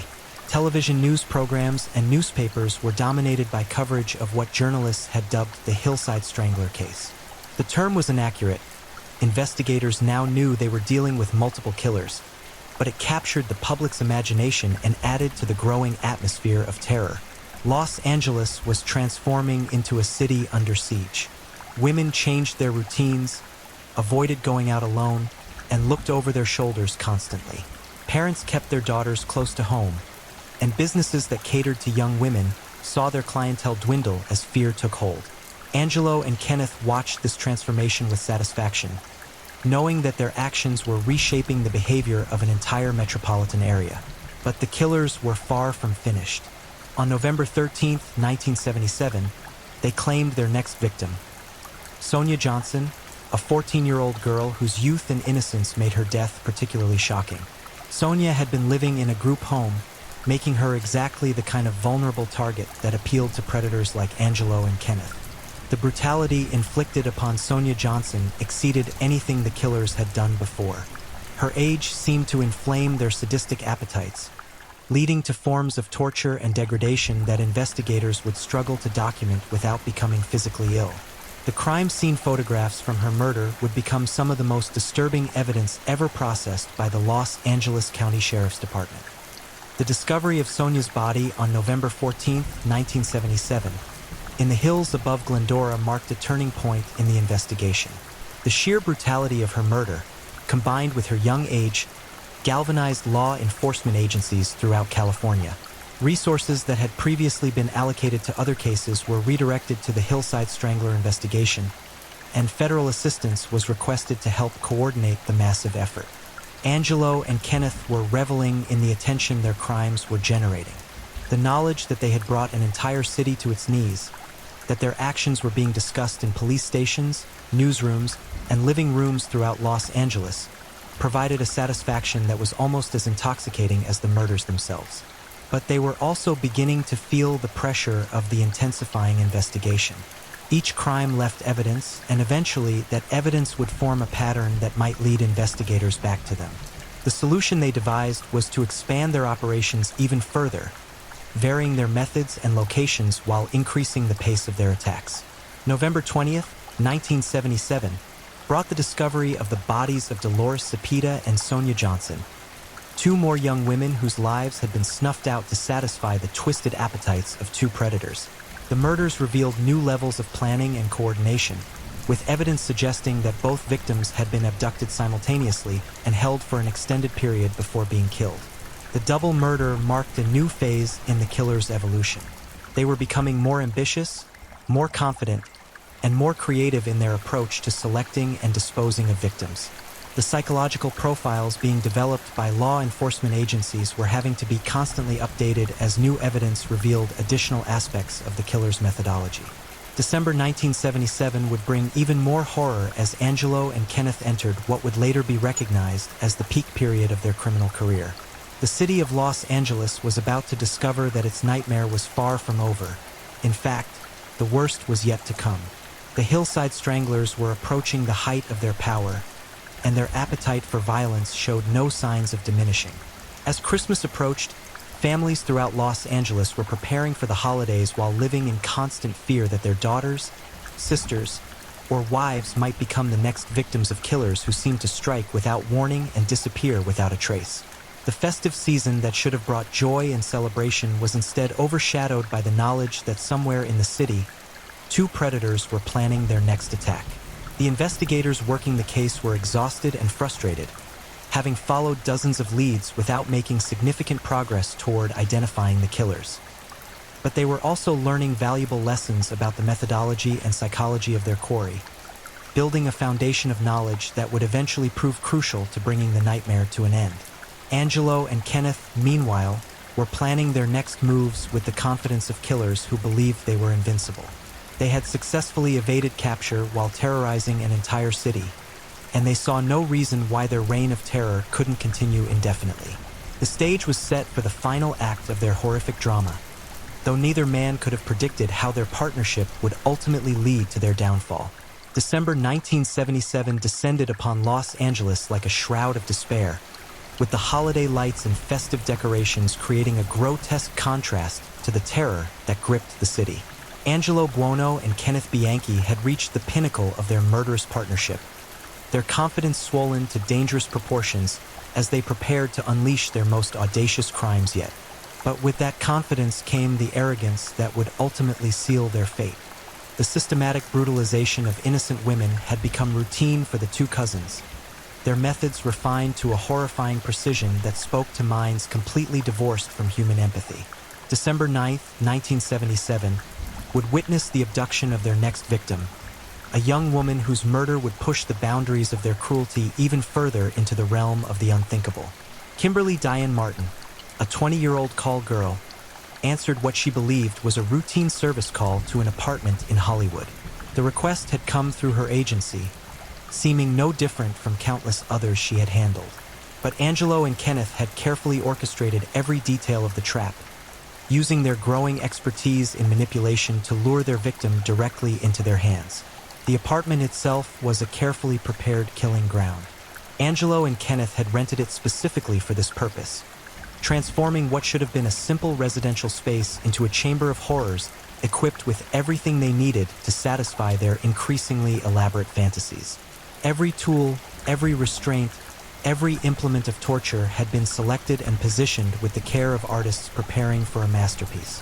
When Kimberly arrived at the apartment, she walked unknowingly into a nightmare that would exceed even the horrors experienced by the previous victims. Angelo and Kenneth had been studying their craft, learning from each murder and incorporating new techniques designed to prolong suffering while maximizing their own twisted satisfaction. The torture that Kimberly endured represented the absolute pinnacle of the killer's depravity. Every lesson learned from previous murders was applied with scientific precision, creating an ordeal that lasted for hours and encompassed forms of brutality that would challenge the vocabulary of even experienced homicide investigators. Angelo's knowledge of anatomy combined with Kenneth's psychological manipulation to create a symphony of suffering that satisfied every dark impulse the two men possessed. The actual murder, when it finally came, was almost anticlimactic after the prolonged torture that preceded it. But even in death, Kimberly was not granted peace. Angelo and Kenneth had developed post-mortem rituals that continued their domination over their victims, treating their bodies as objects to be arranged and displayed according to their twisted aesthetic sensibilities. The discovery of Kimberly Martin's body on December 10, 1977, in the hills near Glendale sent shockwaves through the investigation team. The level of brutality was unprecedented, even by the standards established by previous murders. Crime scene photographers struggled to document the evidence without becoming physically ill, while seasoned detectives found themselves questioning whether human beings were truly capable of such systematic cruelty. Detective Frank Salerno, who had been leading the investigation since the early murders, later described the Kimberly Martin crime scene as a turning point in his understanding of evil. The calculated nature of the torture, the obvious pleasure the killers had taken in their victims' suffering, and the deliberate staging of the body all pointed to minds that had moved far beyond mere violence into the realm of pure sadism. But Angelo and Kenneth were not finished. Their appetite for killing had only grown stronger with each murder, and they were already planning their next attack even as investigators processed the evidence from Kimberly Martin's death. The Christmas season, rather than providing a natural pause in their activities, seemed to inspire them to even greater heights of audacity. December 13, 1977, marked another escalation in the killer's methodology with the disappearance of Cindy Lee Hudspeth, a 20-year-old part-time waitress and student. Cindy represented a departure from the usual victim profile. She was neither a prostitute nor a runaway, but a young woman from a stable background who was simply in the wrong place at the wrong time. The abduction took place in broad daylight, demonstrating the killer's growing confidence and their belief that they had become untouchable. Angelo and Kenneth had studied law enforcement procedures carefully, learning to avoid the patterns and behaviors that might trigger suspicion. Their success in evading capture for months had convinced them that they were smarter than their pursuers. The torture and murder of Cindy Hudspeth would later be recognized as the peak of the killer's criminal career, incorporating every technique they had perfected over months of practice. The crime scene evidence would provide investigators with their most detailed look yet at the methodology employed by the Hillside Stranglers, but it would also reveal the true depths of human cruelty. When Cindy's body was discovered on February 17, 1978, in the trunk of her own car pushed over a cliff in the Angeles National Forest, investigators realized they were dealing with killers who had evolved beyond their previous methods. The sophistication of the disposal method, the careful attention to forensic countermeasures, and the obvious planning involved all pointed to perpetrators who were learning and adapting with each crime. But as Angelo and Kenneth reached the height of their confidence, cracks were beginning to appear in their partnership. The stress of maintaining their secret while carrying out increasingly elaborate murders was taking its toll on both men. Kenneth, in particular, was beginning to show signs of psychological strain that would ultimately prove to be their undoing. The pressure of the investigation was also intensifying. Law enforcement agencies throughout California had dedicated unprecedented resources to the Hillside Strangler case, with federal assistance being provided by the FBI's Behavioral Analysis Unit. The net was closing, even though Angelo and Kenneth didn't yet realize it. Kenneth's decision to relocate to Bellingham, Washington, in early 1978 marked the beginning of the end for the killing partnership. Ostensibly seeking a fresh start and new opportunities, Kenneth was actually fleeing the increasing pressure he felt in Los Angeles. But his departure would ultimately prove to be the mistake that brought both killers to justice. In Bellingham, Kenneth attempted to establish himself as a respectable member of the community, even applying for a position with the local sheriff's department. His psychological training and apparent intelligence made him an attractive candidate, but his past was about to catch up with him in the most dramatic way possible. January 11, 1979, brought the murders of Karen Mandick and Diane Wilder, two young women in Bellingham whose deaths bore striking similarities to the Los Angeles killings. Kenneth had been unable to resist the urge to kill, but his methods in Washington lacked the careful planning and forensic countermeasures that had protected him in Los Angeles. The investigation into the Bellingham murders moved with lightning speed compared to the Los Angeles case. The smaller police department, while lacking the resources of their California counterparts, was able to focus intensively on a limited number of suspects. Kenneth's name emerged quickly as a person of interest, and investigators began delving into his background with increasing suspicion. The breakthrough came when investigators discovered Kenneth's connection to Los Angeles and began examining his possible involvement in the Hillside Strangler case. The evidence that had seemed disconnected and meaningless in the context of the larger Los Angeles investigation suddenly began to form a clear pattern when viewed through the lens of Kenneth's activities. Kenneth's arrest on January 12, 1979, for the Bellingham murders set in motion a chain of events that would ultimately unravel the entire Hillside Strangler case. Under interrogation, Kenneth initially maintained his innocence, but the psychological pressure of being confined and questioned began to crack his carefully constructed facade. The revelation that there were two killers rather than one sent shockwaves through the law enforcement community. The idea that cousins could collaborate so effectively in such horrific crimes challenged conventional understanding of criminal behavior and forced investigators to reconsider everything they thought they knew about the case. Kenneth's eventual confession, delivered in a series of interviews that would become legendary in the annals of criminal psychology, provided investigators with a detailed roadmap of the killer's methods and motivations. But even more importantly, it gave them the evidence they needed to bring Angelo Buono to justice. The arrest of Angelo Buono on October 19, 1979, marked the end of one of the most intensive manhunts in Los Angeles history. The auto upholstery shop that had served as his base of operations was thoroughly searched, revealing a treasure trove of evidence that connected him definitively to the murders. The trials that followed would captivate the nation and provide unprecedented insight into the minds of two killers who had terrorized Los Angeles for months. Kenneth Bianchi's trial began first, with prosecutors seeking the death penalty for his role in both the Washington and California murders. The courtroom became a theater of horror as the full extent of the killer's crimes was revealed in excruciating detail. Kenneth's defense team employed a strategy that would become notorious in legal circles, claiming that their client suffered from multiple personality disorder and was not responsible for his actions. They brought in psychiatrists who testified that Kenneth had developed an alternate personality named Steve Walker, who was responsible for the murders while Kenneth himself remained unaware of these actions. The multiple personality defense was groundbreaking in its audacity, but it also provided prosecutors with an opportunity to delve deeply into Kenneth's psychology and motivations. Under cross-examination, the facade of mental illness began to crumble, revealing a calculating killer who had attempted to manipulate the legal system just as he had manipulated his victims. The prosecution's case was methodical and overwhelming. Physical evidence linked Kenneth directly to multiple crime scenes, while his own confessions provided a roadmap of the killer's activities. Witnesses testified to seeing Kenneth with several of the victims shortly before their disappearances, and forensic experts explained how DNA evidence connected him to the sexual assaults that had preceded each murder.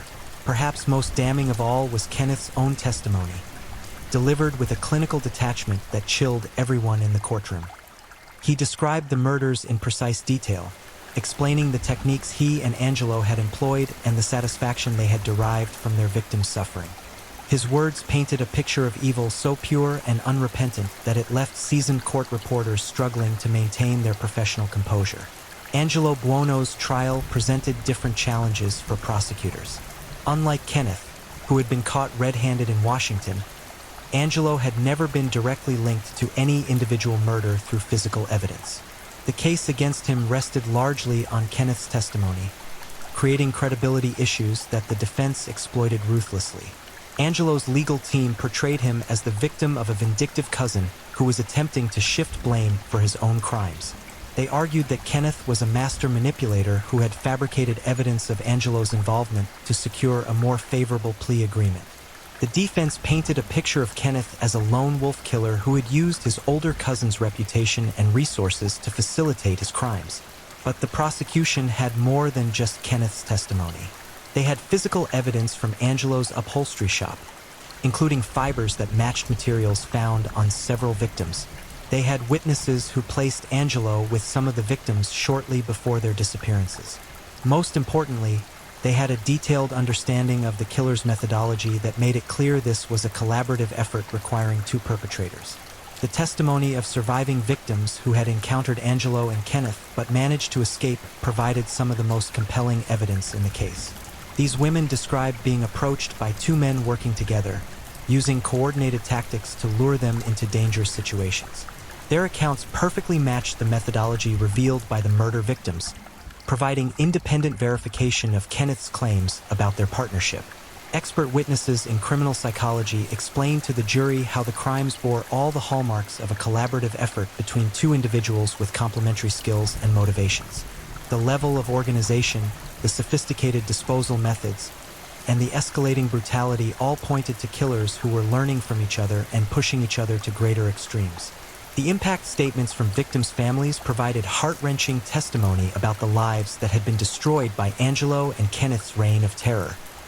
Parents spoke of daughters who would never fulfill their dreams. Siblings described the ongoing trauma of losing loved ones in such horrific circumstances. And friends painted pictures of vibrant young women whose potential had been snuffed out to satisfy the twisted appetites of two predators. On November 14, 1983, after one of the longest criminal trials in Los Angeles history, Angelo Buono was convicted on 9 counts of first-degree murder. The jury's verdict represented vindication for the investigators who had worked tirelessly to bring him to justice and closure for the families who had endured years of uncertainty and pain. Kenneth Bianchi had already been sentenced to life in prison without the possibility of parole as part of his plea agreement. His cooperation with prosecutors had spared him the death penalty, but it had also ensured that he would spend the rest of his life behind bars, reflecting on the horror he had inflicted upon innocent victims. Angelo Buono received multiple life sentences, ensuring that he too would never again walk free among the people he had terrorized. The judge's words at sentencing captured the sentiment of an entire community. The crimes you have committed represent evil in its purest form. You have forfeited any right to live among civilized people. The aftermath of the trials saw significant changes in law enforcement procedures and victim protection protocols. The Hillside Strangler case had revealed gaps in interagency communication and evidence sharing that allowed the killers to operate undetected for far longer than should have been possible. New procedures were implemented to ensure that similar patterns of crime would be identified and investigated more quickly in the future. The psychological profiles developed during the investigation became foundational texts in the emerging field of criminal profiling. The detailed understanding of how Angelo and Kenneth had selected, stalked, and murdered their victims provided law enforcement agencies with new tools for identifying and apprehending serial killers. Angelo Buono died in prison on September 21, 2002, at the age of 67, having spent the final 2 decades of his life in solitary confinement for his own protection. His death marked the end of a chapter in criminal history, but the scars left by his crimes continue to resonate through the families of his victims and the law enforcement community that worked to bring him to justice. Kenneth Bianchi remains incarcerated at Washington State Penitentiary, where he has spent more than 4 decades contemplating the destruction he wrought during those terrible months in 1977 and 1978. Now in his 70s, he represents a living reminder of the capacity for evil that exists within seemingly ordinary individuals. The legacy of the Hillside Stranglers extends far beyond the individual tragedies of their victims. Their crimes fundamentally changed how law enforcement agencies approach serial killer investigations, how communities protect their most vulnerable members, and how society understands the psychology of collaborative murder. The terror they unleashed upon Los Angeles became a defining moment in American criminal history, a reminder that evil can emerge from the most unexpected sources and inflict damage that reverberates for generations. The hills above Los Angeles, once silent witnesses to unspeakable horror, have returned to their natural serenity. But the memory of what transpired there serves as an eternal warning that monsters do indeed walk among us, wearing human faces and harboring inhuman appetites. The story of Angelo Buono and Kenneth Bianchi stands as testament to both the depths of human depravity and the resilience of those who refuse to let evil triumph. In the end, justice prevailed, but at a cost that can never be fully calculated or forgotten. Thank you for watching and joining us as we explored these chilling and mysterious stories. If you enjoyed the journey, don't forget to like, subscribe, and share with others who love a good mystery. Also, let us know where you're watching from. I'd love to hear where in the world you're tuning in. We appreciate you being part of this, and we'll see you next time for more gripping stories. Stay safe, stay curious, and keep unraveling the unknown.